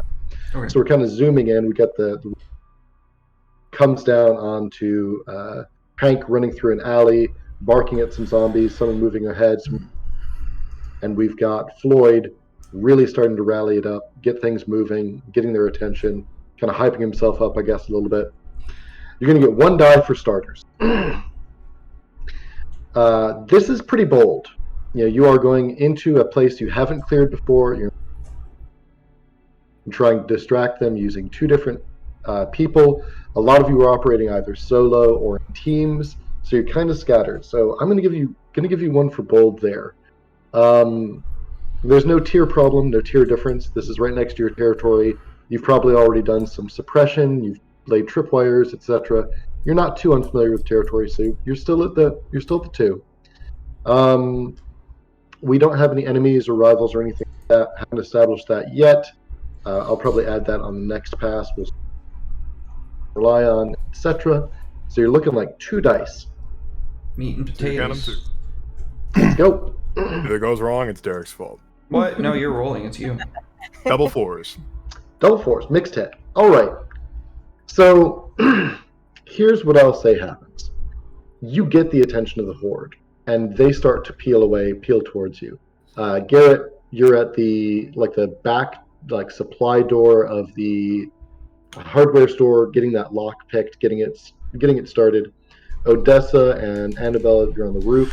Hank is running interference, doing all that. Striga, you're poised and ready. Where are you at? Are you like next to Garrett, ready to run in side, or are you trying to like play flanking with Floyd, or what's the objective now that you're here in the moment? I am waiting for anything that might be particularly like a big beefy zombie or something that the element of surprise would help us get an edge early on in the fight. Okay. So Tactical would you be flank. would you be like hanging back, or would you be next in? I would probably be. I'm trying to envision the store in my mind. I would probably say I would be. You're still outside, just Oh, breaking we're in. still right? outside. Yeah, Got we're at it. the back. There's probably the loading dock over I here, and misunderstood. then there's the rest of the street. And the Now I plaza. get it. Then in that case, yeah, I'm right next to him. Probably like on the side of the door with my back to it. So it's Garrett and Striga and Floyd. You're getting their attention, and you take off running, and you manage to make a lot of attention and get a lot of racket going, and absolutely, because as you pivot and take off running, you get about 30 paces, then you step on a cardboard box that slides out underneath your sneakers, and your 6'4" beefy body shoulder checks a dumpster and just rams right square into it. Good news, absolutely have the attention of the horde. Bad news, I'm going to give you a choice on the bad news. Do you want to be prone, or do you want to dislocate your shoulder and take a level of... Ugh. Damn. Both of those are rough. One of them is more rough long term than the other one. I mean, you can always resist the harm. I could. I'm gonna try to resist the harm. That's a All right. stress, correct? It is not a stress. So when you resist harm, you can tell me. That's right. You can tell me. I'm not really a fan of that. I'm not going to do that. But there is a stress cost. You get to roll. Okay, so visually look at something like prowess, right? You've got 4 skills in it. You get to roll 1 die for every skill that you have in there. Not ranks, but like if you have no skills in that, you don't roll shit. If you have 2 skills, like 1 skill at 3, 1 skill at 2, you roll 2 dice because you got 2 skills. Gotcha. You can pick what you roll. You can roll prowess, you can roll resolve, you can roll insight. You tell me how it justifies. Like, okay, yeah, I would have slipped, but I actually thought about this already, so I'm going to roll insight. I want to roll out of this knowing this is going to happen so that I can actually duck down an alley. Or prowess, I'm just going to tank the hit. I'm bigger than this trash can. I don't care. That's kind of how you justify these things. Trash can ain't got shit on me. Now, you take 6 stress minus the result of your highest die. So you could take 6 stress when you reduce. Well, you could take 5 stress when you reduce harm. It's a choice, but it's always an option. Okay, I'm gonna go for prowess. I'm gonna say that I go slipping anyway, just because I guess it previously rained, and I'm in a hurry. I'm like getting my adrenaline up. I'm like looking at this level, not down there. So I just go slipping. I'm gonna probably slide into it, and I'm gonna try to just body check it, like roll with it as best I can. So let's reduce it by 4. So I'll take 2 stress. All right. So you mark 2 stress. That's good. That's good. You don't take any harm from bashing into the trash can, and you go scrambling. However, that does lose you a little bit of time. The horde is a lot closer. Who wants to do something about that? I will. Probably not. No, it's not me. That's not my job. I guess this is where I come in. Go right ahead. It's you, or I think it's Annabelle on this one. I mean, Floyd is gonna like. Yeah.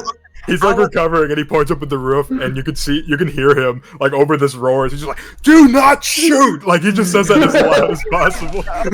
I mean, I should have asked this sooner. Yeah. Annabelle also has like I mentioned, she has a walkie-talkie. Does anybody have another walkie-talkie in the Actually, room? hang on with that 1 second. We didn't determine loads. Exactly. I forgot about that. Yeah, pick. What's your load, Floyd? Standard. All right, so you've got 5 gear choices as they come up. Don't have to pick them now. Just tell me as they go. What about the jacket? Is that part of my gear? Or is that just? That is a signature item. It does not count again. It never counts load. If there is any possibility of it being there, it is. Every character gets one signature item. It follows the same rule. It is free of charge. It has to be one load or less. It can, in fact, be a person. It can be a dog. If you've got a minion, a favored groupie, whatever it is, you can mark them as, that's my signature item. It's, my homie. Striga, what are you rocking as far as Light. light? All right, so you're going to be able to have 3 gear picks, and you're also going to be able to bring back 3 supply. Oh yeah. And just for the new Odessa. players, gear is basically anything you can theoretically abstract in a 6-month post-apocalypse, right? Yeah. Cool. Odessa, what's your load? Probably just whatever the medium. Standard? Okay. So you're going to have 5 gear choices, move like normal. You're going to be able to bring back 2 supply when mission ends. Annabelle, what is your load? Okay, so let me ask really quick. Is Hank allowed to have any of his own gear, or is that considered part of my load? It would be considered part of your load. If let's say that there's a moment where you're like, oh, yeah, the first aid kit's actually on Hank, go ahead and use it from him. That's established in that moment. That's fine. Okay, your gear can be wherever you or Hank are. Okay, I'm thinking I'm pretty much always gonna run with a medium load because I have to account for Hank's gear and for my gear as well. So that's why don't even feel guilty if you want to go heavy. Honestly, it's not. Yeah, that's kind of what I'm thinking because like it's not my job to like run and bait. It's my you're not the job smashing to. Everybody's driver, gonna you're need a job. You know what I mean? Like, don't feel bad about taking a heavy load. That's kind of what I'm thinking. So like I'm the one who has like the utility tools and keeps things. Runs So them via dog. yeah. Yeah, so like I have Hank's gear, so like for example, Hank has on like a bulletproof vest when we go out, and bulletproof vest for the yeah, armor. So and his little walkie-talkie collar, and The walkie-talkie collar I'm going to give you as like communicating with your dog. Yeah, sure. However you're doing that. Yelling Yeah. relog, walkie-talkie, semaphore. I don't know. yeah. I'm not going to try. Like the walkie-talkie might make too much noise if he has to hide, so that's like the purpose of the dog whistle. Because I don't think zombies can hear dog whistles. At least I hope they can't. Some probably will, knowing Soul. Oh yeah, sure. Yeah, I'm sure there'll be a few, but like These for the regular ones are fine, but the bat ones that were living up in that tower are coming down. Those are the fucking problem. That's exactly where I was going. Like leaf-nosed bat-looking motherfucker. Oh, those things are so scary. That's funny. All right. So, are you going medium or heavy? I'm gonna say heavy. Cool. I'm gonna say heavy. So All is that 8? Is that 8? That's 7. 7. Okay. Yeah. 3, 5, 7, and then it's 1, 2, 3 in descending order. And Garrett, I'm gonna guess light load. Okay, so you get 3, and you can bring back 3 supply. But with Lightfinger, you'll be able to bring back 5, which is one of the reasons why it doesn't hurt to have someone running heavy. It's another benefit of having someone with light fingers.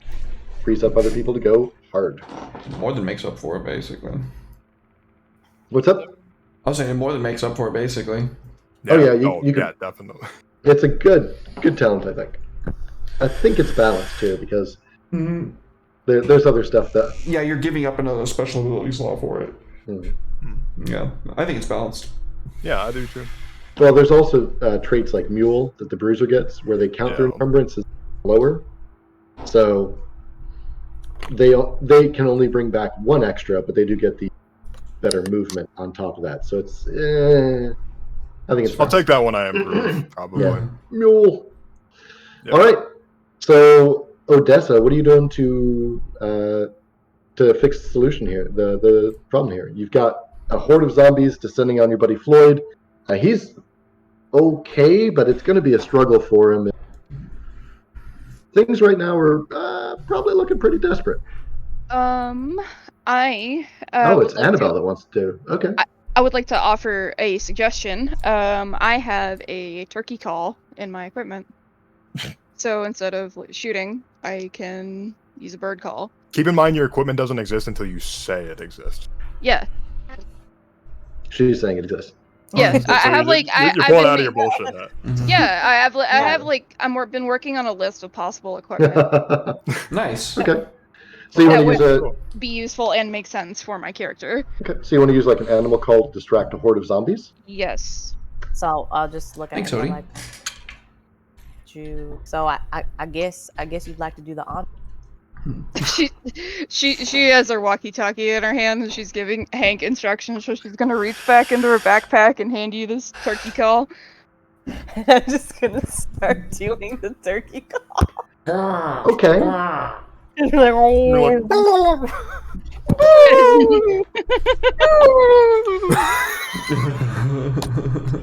All right. So the situation is desperate. The effect of a turkey call on zombies is going to be limited.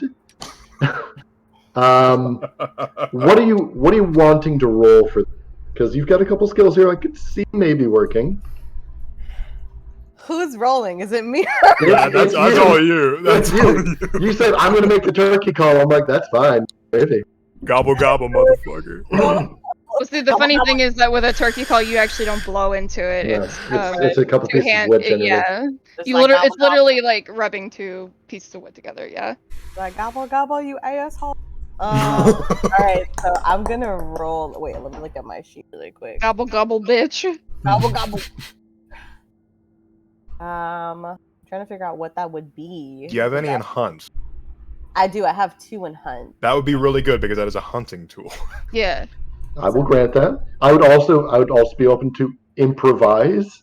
I have Oh. well. So which one would you want to roll? Let's go improvise. Do improvise. I feel like that's Okay. probably fitting Sure. in this situation. Crit. So I'll Crit. be improvise. So Crit. I roll. That's under prowess. Crit. Do I roll 2? Crit. You roll whatever the skill is. Crit. Crit. So you've got how much do you have in improvise? So in improvise, I have 2. So you'd roll 2 dice. Okay. The only time that you're going to roll prowess is going to be for like resistance rolls, not on skill rolls. Okay. So I roll a 6 and a 6 and a what? yeah. Okay. I mean, that's a clean hit. Yeah, that's good enough. It's good enough, but it is still limited. Okay. That was desperate, wasn't it? So she gets an experience. And She gets to mark an experience next to whatever improvise is. I believe it's insight. prowess. Oh, Prowess. sorry, prowess. All right. So yeah, you make some gobbling noises with block. It for whatever reason you do manage to distract them. They do pause, but it is of limited effect. They pause. Mm-hmm. That's good enough. Hopefully Yeah. that'll get. Get your ass up and run! Get your ass off the ground! Get your ass up and run! So about that running, actually, let's go ahead and keep focused on that. When Natalie gets back, we'll. Oh, whoa! Out of nowhere. Oh. And Natalie, leave your it. mic is muted, baby. Sorry, my cats were messing with each other, so I was Nice. trying to. All right. Well, let's pause with Floyd scrabbling up to his feet again. Let's focus in on the door. All right. So you're breaking into this place. You've got like some what's it called, like dock doors. You know, big, heavy, well secured shit. But in order to get anything good out, you can't really go in through the front doors. So you're gonna have to, get in the actual like semi-loading dock. Breaking and entering, kind of something you're good at. It is normally going to be like a risky standard roll. Do you want to use your signature lockpicks? Yes. That will Definitely. take it from risky standard to great. Okay. So I just roll 1d6. What do you want to roll? A A bunch of skills here. What do you think applies? I'm thinking maybe sneak because I want to be quiet about it, not draw attention to myself, just very stealthily pick the locks or do whatever I have to do to get this place open. Sounds great. Yeah. So you'd roll a number of dice equal to your rating in sneak. So I've got 2. I rolled a 6 total. You don't total them. Yeah, it's You the don't- number. Individual die. You take the highest die and tell me that Oh, one. So and if I you rolled a 4 and a 2, it's a 4. It's a 4. Good enough. Mixed head. So these you're going to get a lot of mixed. This game really drives off of partial successes. So don't ever get aggravated about that. It really drives the story. There will come a time where you're rolling all successes. Promise it'll happen. Beach episode is what we call that. There's a manual alarm. I just fucking know it. There is an alarm. God damn it! I fucking had a feeling. Still? Damn. There's still power, but there's one other thing going for you here. Oh, wait, you didn't take Ghost. So there is evidence of your passing. So the door pops open, and the alarm starts. Going to sneak away. No! Hide. I was never here. All right, so you pop the door. It goes no problem. The alarm starts up, and Striga, you see. Hear me out though. Sure. The way a lot of modern security systems are set up is the Mhm. alarms are silent and they just alert the police and the security company. This is a shitty, regular ass town. This is Okay, fine. But I live in a town of Current 20,000 alarm. people and alarms are Do silent. you know how many manual alarms are here in a 200,000 population city? People got them bells and shit. Like they fucking. It's terrible. Yeah, where I live, them shits be going off, baby. They be off. Regardless, this particular one does have an auto. Yeah. Because otherwise, what's the consequence? Silent alarm, no cops show up? No, that's not Damn. fun. Let's accelerate the drama here. Yeah, the What do police you show mean? up. What do you mean the zombie police are The showing The zombie up? police show up. It's time to get bit. About that.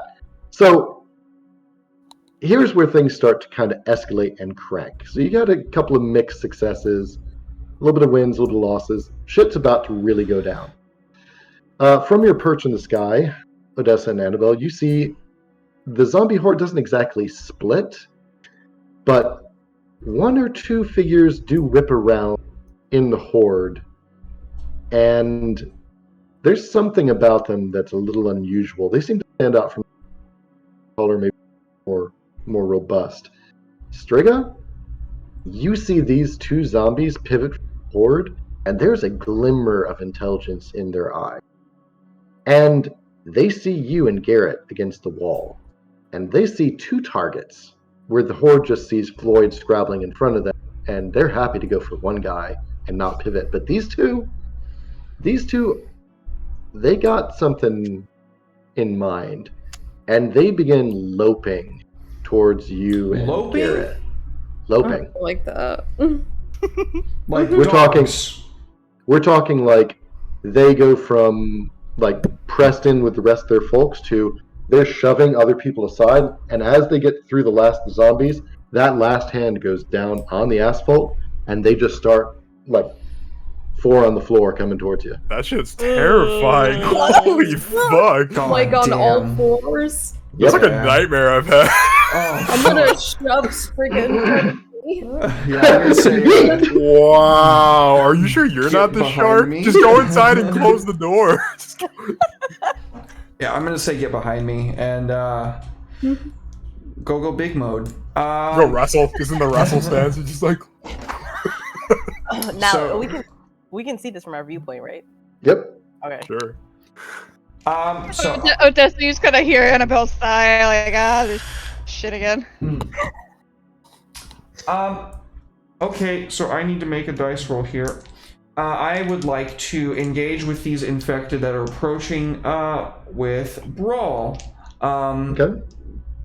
So I have the trait Monstrous, which means that I get a +1 to my effect. Okay. What's that look like for you to be monstrous? So, as I said, Striga says, get behind me, steps in front of Garrett, and then we can see his hands start to, like, kind of like the two fingers on either side kind of break apart down the middle and calcify into these almost metallic-like bone structures that bloodily and violently erupt out of like the rate. Is this the radia? Nurse friend of mine, JJ. Is this the radia? Radius and Your Radius. Yeah. Yeah. Out of the radius, like a big pincer claws on both of his hands, and he just like is going to probably charge both of them and try to give him the old overhanded double slash. All right, so you're going to brawl with two zombies that are a little bit more than your standard shambler. Interesting. It's a power move that is desperate for sure. You're outnumbered. They're not run-of-the-mill zombies. Yeah, you're desperate. Normally it would be limited effect because punching zombies doesn't work so great. So you go up to standard because you're using nasty bone claws. So you may actually do something. See how it goes. My next username, Nasty Bone Claw. Nasty bone claws. I think I've watched that video. Me too. I don't want to say what website. Yeah, it's like Crunchyroll but for adults. Y'all are terrible. I know. Yeah, I don't know about that one. It's true for adults. I'm dead. 4. 4? Yeah. Mixed success. All right. So, you tear into them. They are loping at you. And something happens that you haven't seen happen really before. You're still kind of new to the entire zombie thing, I guess. You've seen some movies. These are a little bit more canny. As they lope, one goes high and one goes low. Ooh. Like they coordinate. And where you're thinking you're going to swing to both sides and get them both, you only get to tag one. Which one are you tagging? The one that goes low. That's all. All Makes right. sense. All right. So your bone claws go in and just do the business to this zombie. I'm envisioning like you're pivoting and you see the swings aren't going to go, so you kind of just drive down, just bury this like talon claw thing through its back, and you feel concrete and asphalt just chip away at the end of your nasty bone talons, and the zombie writhes as it's pinned on the asphalt. The other one slams directly into your head and shoulder, and it just rattling, clawing and biting and twisting as it's upside down on top of your shoulders, like trying to bite at your kidneys.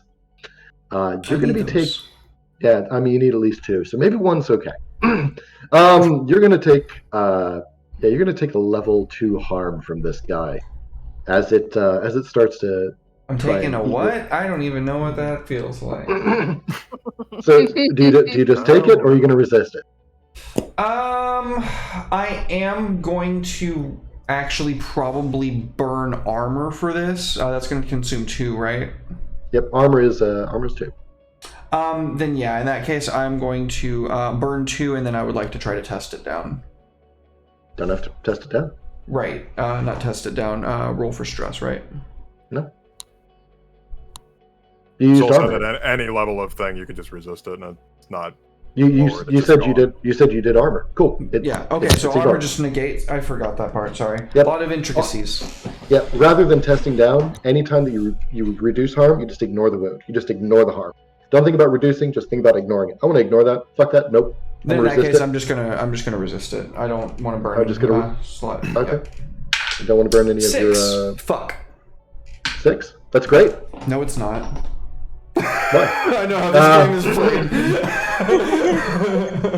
So we're fucking Odessa and I are just sitting up here watching Derek fucking dying. No, I'm fine. I mean, he's being assaulted pretty terribly, but he seems to be managing it. I don't I know like stress. I like to cash in some more of my equipment for a lawn chair and some popcorn. I'll say you find a lawn chair and you find an unpopped bag of popcorn. You're like, well, this is close enough. Yeah, I literally don't even like. I know he's on me, obviously, but I don't feel him like rending into the flesh in my back. I mean, you resist the wound completely, so you're good, and you don't even stress about it.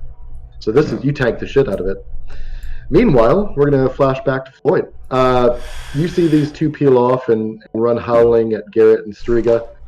Bone Claws himself erupts out. seems to be doing well.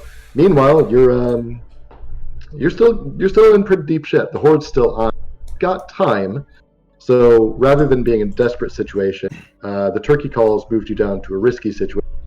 You still do have a zombie horde to deal with. What do you want to do? I'm gonna burn 2 of my equipment to get I'll say a hatchet, because I believe a weapon's 2, right? Big weapons too. Hatchets, small weapon.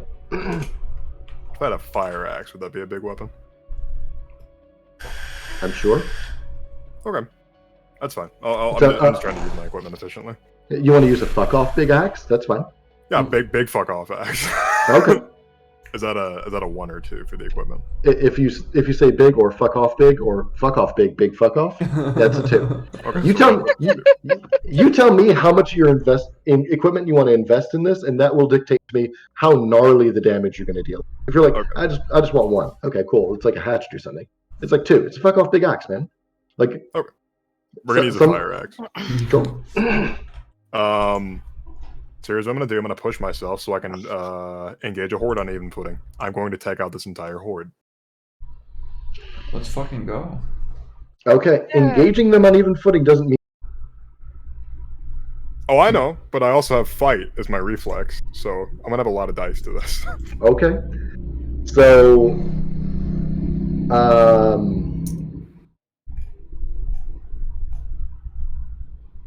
risky standard, sure. That's with your modifications there. You're taking them even Right. footing, which would normally be like desperate limited, but no, you're just risky standard. Okay, so this will be 3 Your from fight brawl, is your brawl and is my 3. reflex is fight. So you're gonna push. So this is weird. So I'm pushing myself to use gorilla. Would that just cost me 1 since my reflex is fight? In this case, yeah. Okay, cool. So that'll give me gorilla, and then pushing again would cost me another 1. So Nope, you don't double push. That push we're not count. double pushing. Okay, Well, so pushing is anything. Okay. Well, no, this is actually one of the like weird side rules that Blades in the Dark, Forge in the Dark. If you read into it, it's actually how it works. If you push yourself for an ability like that, you still get the benefits of the push. Oh, you get it in addition to the whatever ability it is. Okay, so that is 4 dice. Okay, so that's 3 brawl and then the push. So let's see what we get. Come on, baby, I'm looking for double 6s here. Get it, Right. get it. I got double 6s, but one of them went on the floor. I don't know if it doesn't matter. I got 2 6s on the table. Yeah, Oh, it doesn't matter. Where did that Crit. go? All right, so this is the first crit of the sessions and the season. So 2 6s, you- a 5, and a 2. all I care about is the 2 high dogs. Mhm. So when you get a 6, that's a clean hit. You get success. You get off. If you roll 2 6s or any number of 6s beyond 1, then you get a critical. Not only do you achieve your goal, but something fantastic happens. Some extra little bit gets there. And what I'm going to say, just kind of move the action along here, is you rage out. That fireman's axe goes into work, and rather than running away, you run into them. And from the rooftops, you can see Floyd just hewing through these people, making his way through the horde, and it resolves with the last thing that Floyd does is buries that axe in the crotch of this upside down zombie climbing all over. Nice. Upswing. It'd be a downswing because he's upside down, like Oh yes, right. He's upside down. So I'm just going like it's like that scene from the Cat in the Hat movie. Just hit him right between the legs, split him in half. All right, now we're going to zoom back up to Annabelle and Odessa. Annabelle, what are you doing while this is going on? Things are getting bloody down. What's the plan? First of all, it's very important that you all look at the meme that I posted in the chat of the dog on the phones. Oh my god. Nice. Oh no. Okay, well, go ahead, JJ. Okay, can I? So, okay, how far away would we say that I'll just say, like, you know, by all means, while you're deciding whatever you're doing, Annabelle's just standing there with her walkie-talkie in hand, like, fucking really? Watching all this shit go on. I'm gonna. Yeah. So, how far away is Floyd in the herd? Like, would we I say just that carved they're through 'em. in? Would we say that they're? Well, I mean, yeah. So you're already done with all of them. Like, they did. Hmm. But Striga is Okay. still fighting. Is still fighting the other one. Nope. Oh, I just killed that one too. Oh shit! All right. Well. That's a crit. That's a crit. He got the extra kill. So we're at the back of the building again, and now we're like one less Oh. horde to worry about, Yeah, I guess. one less word to worry about. I guess I would probably look at Annabelle. Well, what exactly should we do now? The horde's gone. I mean, I guess the only thing they could do is go inside. I guess we should stay up here and keep watching.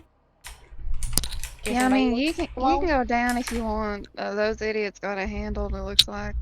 I mean, are you sure you're gonna be okay up here by yourself? That'll be Okay. fine. All right. Well, in case you need anything, and then I'm gonna pass her the turkey whistle. Be like, just give me a call. Just give me a call. Give me a call. And I'll be like, I'm gonna go down there and help them. Canonically, the Odessa call is now. Okay, gotcha. Alright. Sound the turkey whistle. Are you telling me it's gonna work on you? I mean, I guess. I mean, at least I'll be able to hear it. Better than a dog whistle, and I don't really walk, so I guess that's the best we got. Alright. Just gonna okay. Whatever. I'm just gonna Very, be like, very deadpan. Okay. yeah, like that's all we got. So, and then I will climb down and join the group. All right. So alarm is still going off. Garrett, you want to do something about that? Can I see, like, what type of alarm is it? Are there lights flashing? Do I, like, see where it's connected? Yeah. You see some wires and stuff. You identify like there's some vulnerabilities on the door. You could probably have done it the first time round, but you were a little bit distracted. You out of practice. Ready for an audible alarm. Maybe it was silent. Yeah, you can snip some wires if you'd like. She just walks up and just rips the wires out of the wall. Okay. Just annoyed that she didn't notice it when she. I'm gonna be. Oh, Des is just gonna be in the back. That's the alarm's still going off All right. before she rips everything off the wall. Or Garrett. So, you guys start loading up, carting stuff away, aiming to put some stuff into your pockets. Supplies, wrenches, tools, what have you. Things you can't just scavenge from surrounding buildings normally. You load up, and you make your way back to the Holiday Inn afterwards. Pog. We did it. Yeah. We So this beat would the be zombies. well, you beat those up. Now let's look We at defeated the undead permanently. Fantastic. Now let's look at how this went. A couple metrics that I'm kind of guiding myself with as far as horde building. There's going to be a horde clock. It'll be an 8 tick that will build up. When it hits 8, shit gets hairy, and you have a fucking event. So loud, bloody, and dirty are the 3 things I'm looking for as far as the horde response. Did you get loud? Did you fire a gun? Did it get like an explosion set off? Was an alarm set off? So that would be a 1 tick on the clock. Did it get bloody? And that's not zombie bloody. Nope, that's zombies don't count towards human bloody. Okay. Oh Did- wow. Okay. Did people get wounded? Did someone die, etc.? No. Nice. So that's one. The other one is dirty, and that's did anyone do anyone dirty? Was anyone betrayed or anything like that? Because part of the idea with the infection isn't just it's corrupting your bodies; it's also fucking with your. And for some reason or another, the worst nature of man tends to draw zombies as well. So loud, sure, you got 1, because you can score twice on these. Bloody? Nope. Dirty? Nobody got done dirty. So this was a really clean, quiet run. Good on you. So you'll come back with the requisite supplies, which would be 1 from Annabelle, 2 from Odessa, 2 from Floyd. Strigga, you went light, right? 3 for me. And then 5 from Garrett, which would put you at I 13. blinked out my anointing for a second. which would put you at 13, which Oh, is yeah. going to, which if you distribute that evenly between you, that's 2 each, and then 3 for the Holiday. Nice. That's pretty Perfect. good. That, Yeah. like, I was doing the math in my head a couple times before. I got a couple like breakdowns on like what an average party would bring back versus the cost. That's pretty much spot on, Sick. because that'll give you 2 downtime actions if you choose to take it. That'll put you, the Heliday will lose 1, and then if you want to do any advancements or anything, pulling out of that pool. That was a pretty good run. People were running pretty light and things like that. So now we're going to go into the resolution mechanic. So the impact on that territory that you just went into. It was a standard roll. You had 1 up from standard, and then 1 up from crap. What was the 1 up from? For Boldness, right? Bold, yeah, that's right. Kind of audacious. Yeah. So you're going to roll. In this case, it would be 1 die to see if you mark any clicks on the clock. Am I rolling this, or is somebody else? Yep, you would roll it Oh, because okay. you're the one that you roll the engagement. You roll the closeout. 2. 2. So that only marks 1 click on the clock. Nice. Actually, no, that marked 0 because it's failure. Sorry. So it's 0, 1, or 2, and on a crit, it's 3. So. Yeah, we probably attracted a lot more of the Yeah, we of wiped that out a area. small horde and like attracted a but giant we got a lot of good so, supplies out of it, though. Yeah, we We got a did. fuckload It was of the supplies. turkey whistle for The sure. turkey is the turkey call for sure. It couldn't have been echoed the off alarm. buildings in just the right way. It was definitely not the alarm. It was the turkey whistle for sure. We know it wasn't Hank. Hank's a good boy. Hank didn't do anything. Hank is the good. Hank does nothing Hank wrong. can do no wrong. Yes. Yeah. All right. So that will wrap the actual episode of this. We can do downtime another time. I would like to take a little bit of time to debrief. We can do that on stream, or we can cut it and do it afterwards. Honestly, I don't know how interested people would be in the debrief section. It's up to y'all. We can do it off stream. It's fine. Yeah, that'd Solid. Yeah. All right. Well, cool beans. Thank you very much, Soul, for running this, man. Much appreciated. This was awesome. Hey, thank you for the opportunity to do some open playtesting here. Really a pleasure. I love seeing how the mechanics are coming together so far, and I'm excited for the debrief because I want some good feedback. Hell yeah, man! I can't wait to play more. I can't wait for next Friday. Y'all can catch us Hell yeah. then with more. Friday night Sundays. Friday Night Zombies. Hell yeah! Let's start off with shout outs. Natalie, where can people find you? All that good stuff. You can find me here tomorrow playing our 5e game, Booty. And after that, Lancer. I think no Mouse Guard or Call of Cthulhu next week.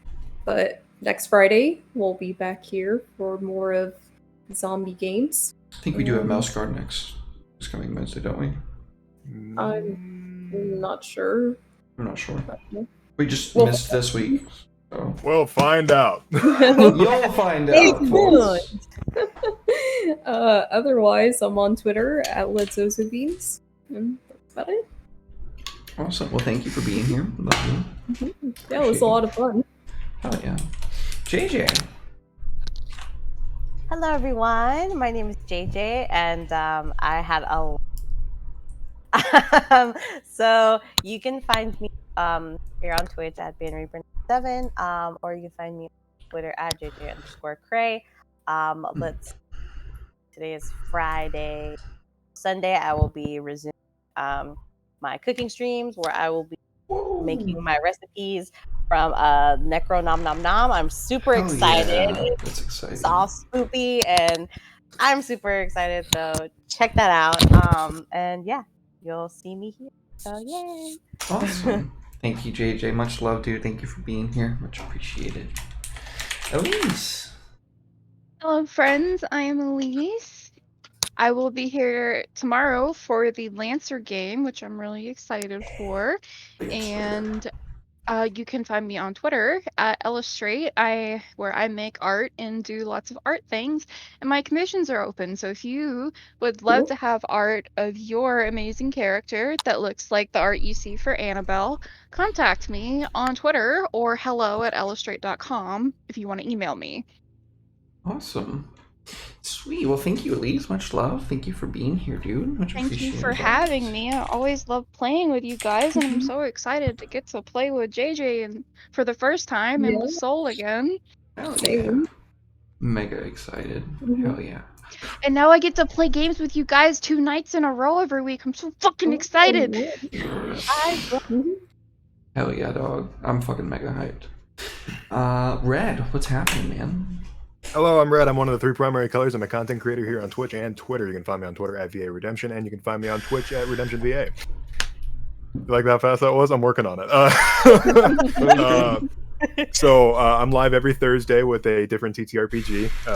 We have Cyberpunk coming up, 2 p.m. CST. That's going to be the second to last episode, so be around for that because there's going to be a lot of prep and stuff like that for the final big old finale where they're going to go diving into the dead zone in Night City, which is where Arasaka Tower was literally nuked. So they're going into an actual hot zone. But other than that, yeah, every other yesterday was Call of Cthulhu, and that's kept by Derek, and we do that at 7 p.m. CST. So week after Cyberpunk, we'll be doing that. And I'm working on a lot of stuff right now. So if you want to keep up with anything I'm doing, just look at me on Twitter. I post updates for the TCRPG I'm working on Coffee. And hey, if you want some cool maps, you can subscribe to my Coffee for like $5 a month and get like every single one of the battle maps I've ever put out. I'm just saying. Do it. But it's great. Do it. Good bargain. they're pretty quality maps. I'm gonna really say. good maps. I don't mean to toot my own horn, but I think they're pretty good. They're really good. But yeah, other than that, it's awesome to have Soul run a game for us again. I really love being in Soul's games, and yeah, Awesome. That's it. Oh, thank you, Red. Love you, dude. Thank you for being here, man. Love you too. Soul, what's happening? The man of the hour, the game master. Hey everybody, I'm Soul. You can find me everywhere. Rolls on the website soulsrolls.com, Twitch, Souls Rolls, Twitter, Souls Rolls, Instagram, pretty much everywhere you can find me. It'll be Souls Rolls. This is a project I've been working on. You cut out, buddy. Yeah, Project you've been working on. Yeah, this is a project I've been working on for about 6 months, I'd say. A lot of thought into it. I really like the risk-reward mechanics, and it's showing really good promise so far. I'm really excited to have everyone on board here. I like people. Not having to do the production side is really great, so thank you, Derek, for that. Always. After the last game, my computer can't really handle it, which is a shame, but we're fixing that soon. Yeah. So expect me to be running more games, production side stuff, back into that. I am very busy. I do a lot of social media managing, content creation. I've got a couple of other big projects in the works. Hopefully we'll be wrapping this one up in the next 3 months, and I'll be pitching to Evil Hat Games. Hopefully they'll take it on board, and we can go somewhere and get this printed, and it'll be available in Game Store. If not, if Evil Hat Games will not do that, then look for it on a Kickstarter, probably coming in February. Hopefully not, though. Hopefully we'll be taking it right to Evil Hat, and they'll help me out with this. I'm pretty confident. I think it's got legs. I think it's really got legs. I do too. I think it serves a very broad part of the market. Everybody fucking loves zombies. I think that the mechanics work very well. I'll get into all that in debrief. I'm a big fan of what you're doing here, man. I can't wait. I really like zombies. I can tell. Hell All yeah. right. I think that's it for me, though. Cool. Well, thank you so much, love, dude. Much appreciated as always. Yeah, thank you guys in chat. Love y'all. Much appreciation to y'all. Stick around. We're gonna be raiding into Heroes and Hooligans. Heck yeah, hooli. Oh yeah, we always gotta support the homies. If you like what you saw, you can catch me live tomorrow at 12:30 p.m. Central Standard Time with Booty, Revenge of the Demon King, my 5e per radical campaign. If sci-fi is more your speed, you can catch us at 6:30 p.m. Central Standard Time, hosted by that boy right over there, Red, with Desperado. It's a Lancer actual play. On Sunday at 2 p.m. Central Standard Time, Lost Haven Art hosts Heart of an Empire. It's a Legend of Five Rings 4th edition campaign, which me and Soul, that direction, are in together. And then on Monday at 6 p.m. Central Standard Time, you can catch us live with Death Roll, which is a high-level Spelljammer campaign. Lots of shenanigans and tomfoolery go on in that one. On Wednesday, maybe Mouse Guard. If there is Mouse Guard, it'll be 7 p.m. Central Standard Time, so stand by, stick around for that. On Friday, you can catch us. Yeah, I don't think we have anything going on Thursday. So next Friday, you can catch us back here with the first episode of Friday Night Zombies. Good night, everybody. Thank you for being here. I love you. I will see you tomorrow. We are clear.